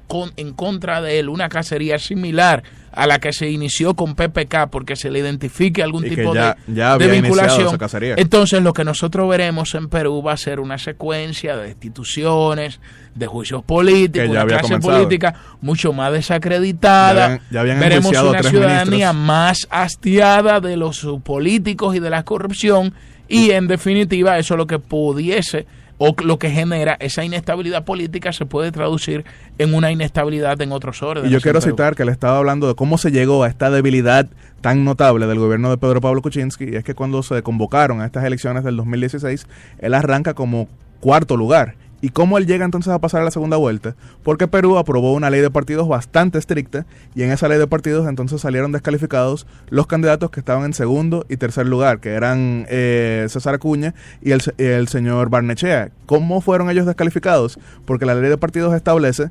que el clientelismo es completamente penado y eso conlleva la anulación de tu candidatura, y César Acuña hizo una campaña en la cual él estaba regalando electrodomésticos, eso salió en video y fue destituido como candidato. Entonces eso permite que Pedro Pablo Kuczynski inmediatamente sea el segundo lugar. Entonces él de por sí no era el primer candidato de mucha gente. Cuando tú llegas de manera casi que coyuntural a la presidencia, tú tienes una debilidad política, porque también vuelvo y digo, él sacó 19% en la primera vuelta del año 2016, y con ese 19% luego recibe el apoyo de todos los otros sectores que eran adversos a Keiko Fujimori, a pesar de que no lo tenían a él como su primera opción. No es que él pierde una base votante, todavía el día de hoy él mantiene una popularidad de exactamente 19%, que fue con la cual él salió electo. Y vuelvo y pongo el ejemplo del primer gobierno del Partido de la Liberación Dominicana, cuando hubo una gran debilidad congresual y hubo una gran debilidad popular. La agenda política del Partido de la Liberación Dominicana en esa ocasión no logró ser implementada porque la mayor parte de la ciudadanía lo veía como que, y estas son las palabras del propio presidente Medina en su entrevista famosa con Yolanda Martínez en un tiempo atrás, cuando hablaba de las elecciones del 96, y dijo, la gente nos veía como que llegamos ahí por carambola. Entonces eso pasaba con Pedro Pablo Kuczynski. Y que le habían robado las elecciones a Peña Gómez, el partido con la alianza del Partido Reformista y el PLD, porque en la primera vuelta Peña Gómez sacó más de un 40%, un 46, 47%. Sacó 46%, pero efectivamente un 54% en contra. Y lo que pasa en Perú, que no es solamente con Pedro Pablo Kuczynski, es que todos estos gobiernos han sido muy populares porque pasan a segunda vuelta con solamente 20%, y luego tienen un 30% que es prestado, y es muy crítico. Y eso sí yo tengo que reconocerlo de Perú, porque puede parecer hoy en día que es causa de inestabilidad, pero eso es una ciudadanía empoderada, una ciudadanía que ha sido enriquecida, porque pocos países en América Latina han visto una mejora de la clase media como ha vivido Perú. Perú era un país que rayaba en estado fallido en los años 80, y hoy en día es un país que incluso invierte en la República Dominicana. Hoy en día es un país que integra la Alianza del Pacífico. Hoy en día es un país que va a ser el anfitrión de la Cumbre de las Américas, y eso es algo que quiero mencionar. Bueno, en medio de la Cumbre de las Américas, ya el presidente Vizcarra le había dicho a la canciller que él iba a recibir a los presidentes. Efectivamente. Porque que van a Perú. Porque se supone que en este caso, en medio de esta incertidumbre, el canciller o la canciller iba a recibir a todos estos mandatarios, ahora lo va a hacer el presidente de la el presidente, que es Vizcarra. Se suponía que lo iba a recibir era el presidente Pedro Pablo Kuczynski, al punto de que, mira, yo voy a participar en la Cumbre de las Américas, yo soy de los organizadores del Foro Joven de las Américas desde el año 2015, y ayer mismo nos llegó una notificación de Cancillería peruana que teníamos una recepción con el presidente Pedro Pablo Kuczynski, y ayer nos mandaron el programa modificado y dice nombre a confirmar. Entonces, cuando estoy hablando de la Cumbre de las Américas, para quienes quizás no la conocen, la Cumbre de las Américas es el principal evento hemisférico desde 1994.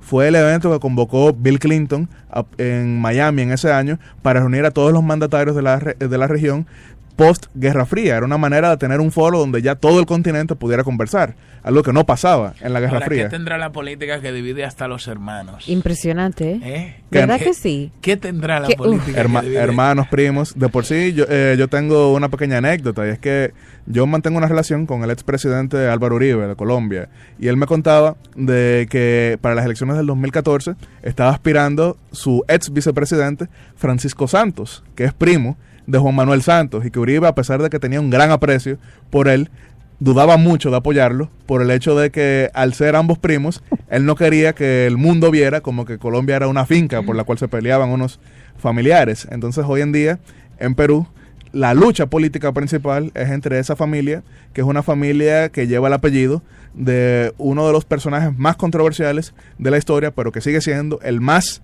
importante del último medio siglo. Entonces, Perú va a ser ahora anfitrión de la Cumbre de las Américas, a pesar de que algunos mandatarios han dicho que están dudando de ir.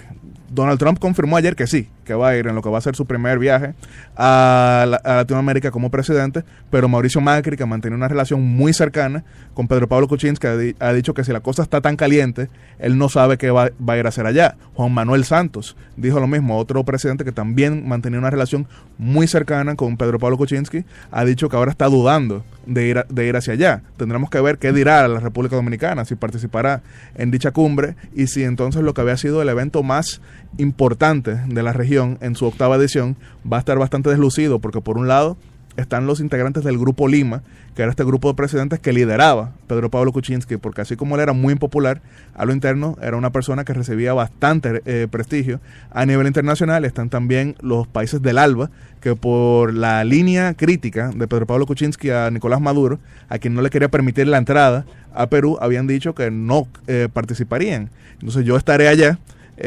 Vamos a ver si será Vizcarra, todo indica que sí, aunque él todavía pudiera declinar. O sea, la ley establece en su artículo 115 de la Constitución peruana. Y el Congreso pudiera declinar también la renuncia del presidente PPK. Sí, pero ya han dicho el Congreso tiene que aceptar esa renuncia. Pero ya han dicho que la aceptan. Que ahora en una ocasión, para dar un pequeño detalle, en el 2000, cuando por fax... Lo que se afirma Yatzel ahora es que la líder política de Perú es Keiko Fujimori. En el 2000, cuando Alberto Fujimori renunció por fax, el Congreso rechazó la renuncia de Alberto Fujimori para mejor dejarlo con ese lastre de ser el único hasta ese momento, y todavía porque no será destituido Pedro Pablo Kuczynski, presidente peruano en ser destituido. Y sí, Keiko Fujimori arranca con la mayor fuerza, pero lo que pudiera uno vaticinar, salvo que exista algún impedimento legal de aquí a 2021 para Kenji Fujimori, es que este Benjamín de la familia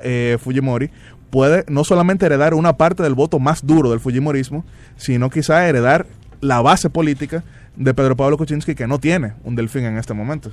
Así es. Chicos, gracias a los dos. Yatzel Román, hemos estado hablando también con Julio Martínez Ruiz sobre la situación que arde en Perú tras la renuncia el día de ayer del expresidente Pedro Pablo Kuczynski. Gracias a los dos. Gracias a ti por la invitación. Enseguida volvemos con Esto no tiene nombre.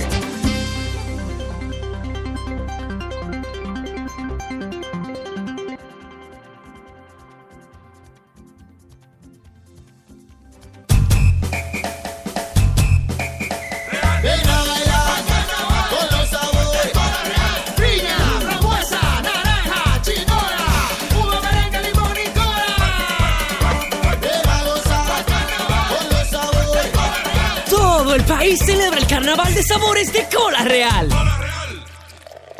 Este es mi colmado, el ilimitado, donde mi prepago, yo estoy recargando, donde pile paquetico, yo sigo tirando un cubetazo de minutos me están regalando. Ven y activa tu prepago Altis y comienza a recibir pila de beneficios. Si ya eres prepago, echa pa' acá y aprovecha. Búscalo en tu app Mi Altis, visita tu tienda más cercana o marca número 100 número.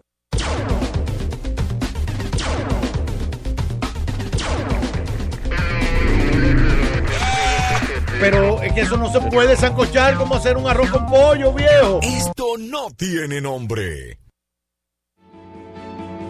Lleva tu negocio hasta donde quieras con Fomenta Pymes Banreservas. Con nuestra propuesta integral te ofrecemos productos, servicios y beneficios exclusivos diseñados especialmente para satisfacer las necesidades de crecimiento de tu negocio. Más información en banreservas.com.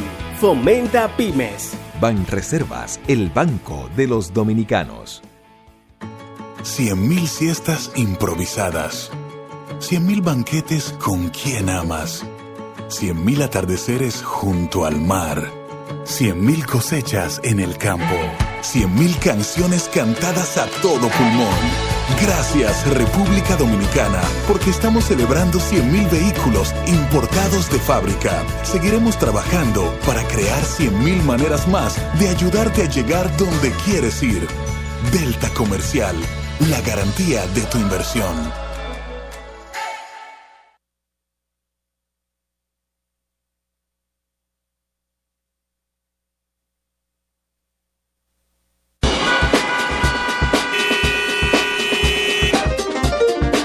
Esto no tiene nombre. Ven a bailar con los sabores.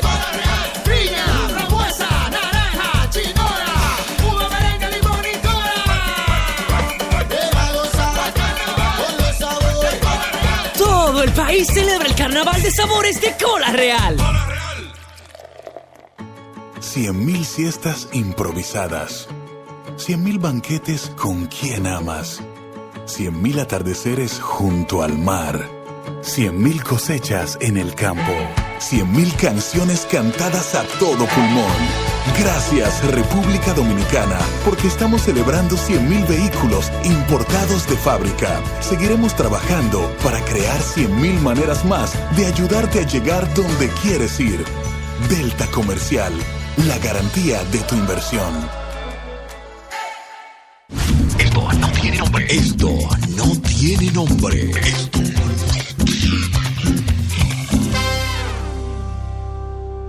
Este es mi colmado, el ilimitado, donde mi prepago yo voy y recargo.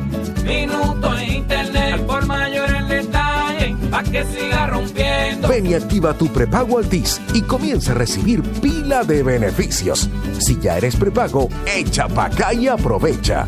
Búscalo en tu app Mi Altis, visita tu tienda más cercana o marca número 100 número.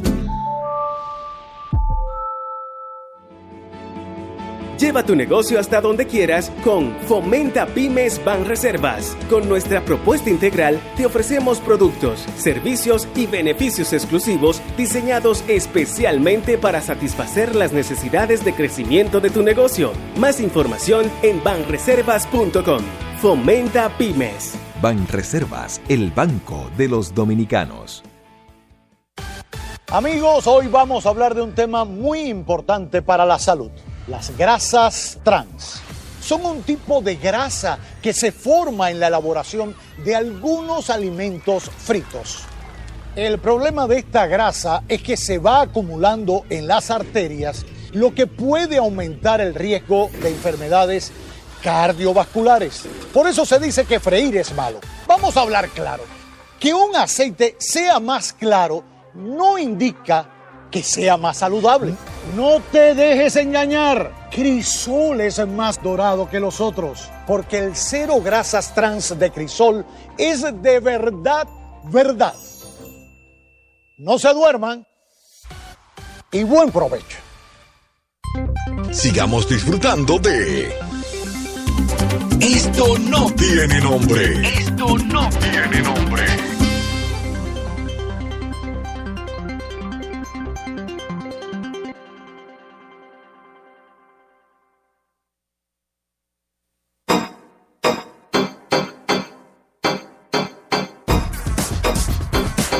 Hasta la vista, baby.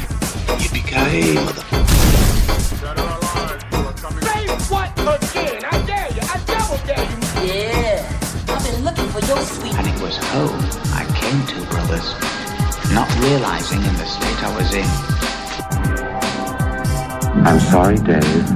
I'm afraid I can't do that. Red rum. Red rum. Danger, Bill Robinson. Danger. Live long and prosper.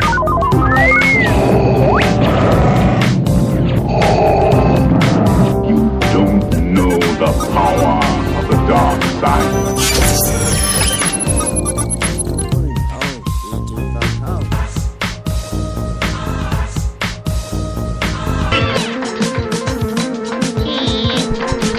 What's up, Doc? And snatching up a mattress full of money earned from his paper route, the movie-struck moose had left the cottage. Wait up, Bullwinkle. You're my buddy. I gotta go along with you. Yeah, no bleed, J-Rock. What's that mean? I don't know, I just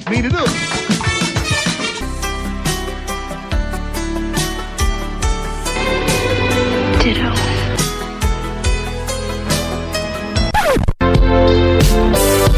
Vamos al cine con Hugo Pagán.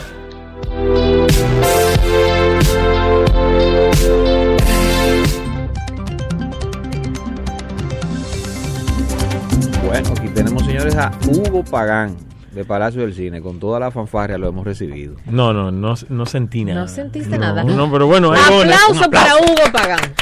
Y con donas. No, hay donas. Ahora hay sí. donas. Una inyección Cava de donde energía. quiera que esté. Ay. Hay donas. Mira, pero te va a decir una que buena siempre las noticia. traes cuando él no está. Una buena noticia para Cavada de que ahora en Semana Santa Krispy Kreme va a tener la docena de original glaseada a $2.99. ¿Cómo? Solamente por $2.99. O sea que aproveche ahí Cavada. Y para mi gusto, la mejor que tiene Krispy la Kreme. dona glaseada. La Y ahora clase. hay una dona glaseada rellena de chocolate avellana. Ay. Es una locura. Pero bueno. Resguárdense en los clásicos, señores. Sí. La glaseada de Krispy Kreme. Pero mientras tanto, vamos a hablar de estrenos, ¿verdad? De esta semana. ¿Qué hay de nuevo? Y bueno, hay que decir que se estrena Pacific Rim Uprising. En estos tiempos que hay tanta sublevación, pues Uprising quiere decir eso mismo. Uprising. Exactamente. Hablamos de esta Pacific Rim como una película que llena, vamos a decir que es un subgénero, se puede decir. Hay que recordar que en 2013 fue la primera vez que vivimos a Pacific Rim en un mundo de monstruos, vamos a decir alienígenas, versus monstruos creados por el humano, robots gigantes. Y operados por el humano, por humanos. Mecánicamente, ¿no? Exactamente. Hay que decir que aquella era de Guillermo del Toro, lo mencionábamos precisamente por la muy forma del agua. divertida. A mí me divirtió muchísimo Pacific Rim. Y una película La parte uno. que digo que es un subgénero porque apunta a un segmento de, vamos a decir, básicamente al público asiático, japoneses, estos, incluso también en gran parte de China también, que le fascina, están fascinados con estos temas de monstruos y lo sabemos por Godzilla. Entonces, le ha ido muy bien a esta película en estos mercados y es una franquicia que pretende ahora relanzarse, ya no con Idris Elba ni Charlie Hunnam, sino con actores más jóvenes. Ahí está John Boyega, que lo vimos en la saga de Star Wars. Y donde se ha dado a conocer en toda... El hijo de Clint Eastwood, Scott Eastwood también. Y lo que tenemos es la generación que reemplaza a la generación anterior. Exactamente. Entonces tenemos nuevamente una amenaza de estos seres de otro planeta que van a destrozar el mundo y obviamente tienen que venir los robots gigantes a salvarnos a todos. Una película que definitivamente apuesta todo a hacer un espectáculo digno de disfrutarse en cine. O sea, si usted no la ve en cine, digamos que se puede perder entre un 70 y el 80% de lo que la película puede ofrecer. Para salas grandes, porque es una película que está destinada para eso, para aprovechar en su máximo esplendor. Desde mañana, viernes, estará disponible en la sala IMAX, o sea que aprovechen y vean esta Pacific Rim Uprising en IMAX, que es definitivamente una de las salas con mejor tecnología del país, sino la que mejor tecnología tiene para disfrutar este tipo de películas e imagen y sonido. Totalmente remozada, señores. Totalmente renovada. Es un espectáculo en una sala de IMAX. Y si usted va con su novio, con su esposa, que no disfruta de esta película, pues las butacas son tan cómodas que ella se puede dormir y no lo molestará a usted durante las 2 horas que dure la película. O sea, sí, señores. Que es una muy buena opción. Sí, óyeme, si hay un minuto de silencio ahí en la película, su pareja se va a dormir. Puede dormir. Seguro. Otra película que entra en cartelera desde hoy es 12 Strong, que es una película que me sorprende. Todavía seguimos explotando el tema del 9/11. En esta ocasión, Chris Hemsworth a la cabeza de un elenco que parece interesante. La película ha recibido críticas vamos a decir positivas, obviamente. Son críticas de la parte norteamericana. Hay que ver cuando pise otras tierras. Exacto, cuando porque salga estamos de ahí. hablando de una película que aborda los sucesos inmediatamente posterior al ataque de las Torres Gemelas y cómo este primer grupo de boinas verdes, ahí está Michael Shannon también en este elenco y Michael Peña, como un grupo de boina verde de 12 hombres se insertó inmediatamente en Afganistán para aliarse con algunas partes estratégicas del gobierno y combatir de manera inmediata el régimen talibán. 12 Strong va por esta línea, obviamente inspirada en hechos reales. Vamos a ver si no es un panfleto patriótico norteamericano. ¿Por quién está dirigida, Hugo? Es Nicolas Fuchsik, un director que no tiene una trayectoria muy amplia. Y Ted Talley y Peter Craig son los guionistas de esta cinta. Como te digo, las críticas hasta ahora son positivas. Vamos a ver si es una película pura y simple de acción o si es una película que aborda vamos a decir, el lado más oscuro y no tan blanco y negro de esta guerra y de todo lo que conocemos. Claro. Vamos a ver qué tanto muestra de la parte que uno no conoce, porque estamos hablando de la guerra en ciernes, o sea, no antes de toda la media publicitaria y todo esto. O sea, estamos hablando de una operación encubierta de estos tipos que le dijeron, oye, acaba de pasar esto, ustedes se van hoy. Y a resolver allá, como sabemos que sucede muy a menudo, antes de que CNN, Fox y demás se encarguen de mandar sus corresponsales. Pues de eso va 12 Strongs, que entra hoy en cartelera también. ¿Tenemos pendiente ahí para verla? Sí, definitivamente. Para los que buscan una película de acorde con el tema, ya estamos cerca de Semana Santa, se estrena María Magdalena, con Rooney Mara en el papel de María Magdalena. Rooney Mara, después de hacer el papel de Lisbeth Salander por allá, que la conocimos, ahora viene a hacer el papel de María Magdalena, con Joaquín Phoenix como Jesucristo. Está también ahí Chiwetel Ejiofor en esta película, que tiene un elenco bastante interesante, y contando una visión, vamos a decir, que un personaje que no ha sido tan explorado en el cine, con excepciones.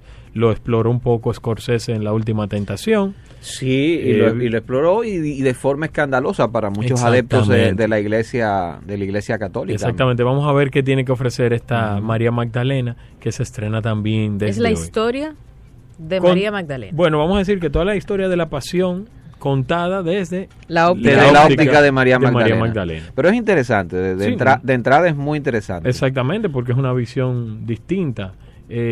Como digo, es un personaje que no ha sido muy tratado en la saga del Código Da Vinci. Ron Howard por encimita también trata el personaje, quizás no con una relevancia, y la usó más para el twist, el giro de su tercer acto. Exacto. Básicamente para eso, pero tampoco lo exploró mucho. Hay que recordar que como hoy es jueves, todo el mundo puede disfrutar de estos estrenos con el 2x1 de Mastercard en todos los palacios del cine. Muy bien. O sea que si es cliente de Mastercard, ahí puede, no importa que estén en estreno o no, cualquiera de las películas que estén en cartelera, sigue la favorita tuya, La Forma del Agua, en cartelera. O sea que pues también los que no la han visto. Señores, Hugo está bromeando. No, por favor. No, La Forma del Agua no es de mi favorita. Ah, no es de tu favorita. Cierto. Yo pensé que es la tuya. Me habías dicho que era tu favorita y que estabas muy Hugo, complacido. Es la tuya. Recuerda la maravilla que tú me estabas hablando antes de entrar aquí. De que ganara el señor Guillermo del Toro esos dos premios. Hay novedades. El tráiler tanto el segundo tráiler oficial de Avengers Infinity War, que estrena el próximo. Me encantó ese tráiler. Infinity War. Del tráiler, sí. Mira, yo no soy, tú sabes, yo no soy de tráiler. No, pero ahora estás siendo sarcástico, ¿o no? No estoy siendo sarcástico. La verdad es que está muy bien, está muy bien hecho ese tráiler. Definitivamente emociona. Es un tráiler te lo digo en que serio, emociona bastante. A mí me gustó mucho el tráiler. Creo que podrían dejarlo ahí. Ojalá que no veamos ya más. Ojalá que sea el último tráiler. Exacto, ya. No hagan más trailers, por favor. Me da miedo porque estamos a un mes. Todavía faltan spots de televisión, quizás un tráiler más. Estrena el 26 de abril. Hay que decir que ya hay una preventa abierta en IMAX y para todos los cines en Palacio. Visiten palaciodelcine.com.do para que puedan comprar sus boletas y sean de los primeros en disfrutar de esta Avengers Infinity Wars. Bueno, esa viene. Y una cosa, Hugo, yo digo que la gente en el Oscar están haciendo toda esta cosita con La Forma del Agua y premiando ciertos disparaticos que no tienen mucho valor para la posteridad. Y como Get Out. Sí. Porque creo que por ahí viene una premiación de una película de superhéroes. Definitivamente. A la mayor galardón de la noche. Mira, o sea, mejor película se la va a llevar pronto, y cuidado si Avengers se la lleva el año que viene. Hay que recordar, cuidado, Edwin, que estamos ante un premio que es la Academia de Artes y Ciencias, premia la industria, ¿cierto? Y en sus inicios vimos muchas películas que quizás hoy parecen puro show ser premiadas. Valga The Greatest Show on Earth. Este el show más grande de la Tierra fue premiado. Y un sinnúmero de películas que como tú dices, quizás hoy tienen un valor por lo que representaron en su momento, no así porque puedan soportar la prueba del tiempo. Y el premio de la Academia está perdiendo rating y tiene que ganarse de alguna manera. No solo el premio. Bueno, todos los eventos, Emmy, Super Bowl, Grammy, El Soberano también. Todos. El Soberano este año ganó puntos de audiencia. Sí. Y respecto al año pasado ganó, le fue mucho mejor. Ganó puntos de audiencia. Mira, yo me he fijado con esto de la tecnología. Ojo, ahí es que voy. Hay algo. ¿Qué miden los ratings? Bueno, los ratings miden, se supone que televisión solamente. Punto. El contenido, ¿por dónde sale? Por redes sociales. Televisión, redes, YouTube. No, de hecho, la única medición que tenemos es la de la televisión y ya no es el único sitio por donde vemos el contenido. Una medición tradicional. Exacto. Es una medición específica. Para unos niveles, en una época donde ya lo multimediático eso en la noche. O sea, tú estás midiendo que el agua corre por una manguera. Exacto. Cuando puede ir por la calle, cuando ves el Soberano, por todas partes. Tienes la televisión encendida, pero estás más atento al móvil. Claro que entonces, sí. Estás en multipantalla, debes de medir el rating del teléfono, entonces creo que por ahí apunta a que veamos en una premiación no muy lejana una película como Black Panther, como Infinity Wars, ganando premios muy importantes, no solamente técnicos, o sea, hasta de actuación. Sí. Mejor actor, Robert Downey Jr. por Iron Man. Exactamente. Una cosa así. Se me olvidó el de T'Challa, y me perdonan los marvelistas, pero bueno, el príncipe de Wakanda siendo nominado. Diantre. Y ni siquiera Michael Beach, porque lo único que vale la pena es la película de Michael Beach. Michael B. Jordan. Michael Beach es el actor negro también, pero no es el... una cosa, Hugo, finalmente, ¿qué te pareció El Soberano? Sobre todo, en la Renglón Cine, previo a Mejor Película a Carpintero. ¿Qué te pareció? Voy a ser honesto, la ceremonia no la vi. Ok. O sea, pero el resultado, nada más resultado. Entiendo que acertado. Es acertado, sí. A mí me gustó un poco más El Hombre que Cuida. Como película, para Mejor Película. Y me gustó mucho el Soberano a Héctor Aníbal. Me parece que está muy bien dado. En el renglón cine, muy bien ganado, que es lo que pude analizar a posterior, acertados, como bien dices, sí. O sea, Carpinteros tenía los méritos, es una película que lo merecía. Y igual también José María. Entiendo que su labor como en dirección también fue acertada. De lo que había ahí, ¿tú crees que él fue su mejor? Sí, porque es un premio que todavía estamos en pañales. O sea, quizás el cine dominicano se han hecho intentos de tener un premio para sí mismo el cine, donde quizás tenga más criterio la terna de personas que le toca elegir y votar. Muchas veces se quedan películas fuera porque simplemente los cronistas que le corresponden no la pueden ver a tiempo o no la ven cuando la película está en cartelera. Es una pena. Es una pena. Es una pena y no debería pasar. Y pero también sí. una falta. Bueno, pero está bien. Vamos a tener otra cosa. Sí. Que este no es mi programa. No, te comes una dona. No, vamos. Me como una dona ya. Jueves, ok. Enseguida volvemos con Esto no tiene nombre.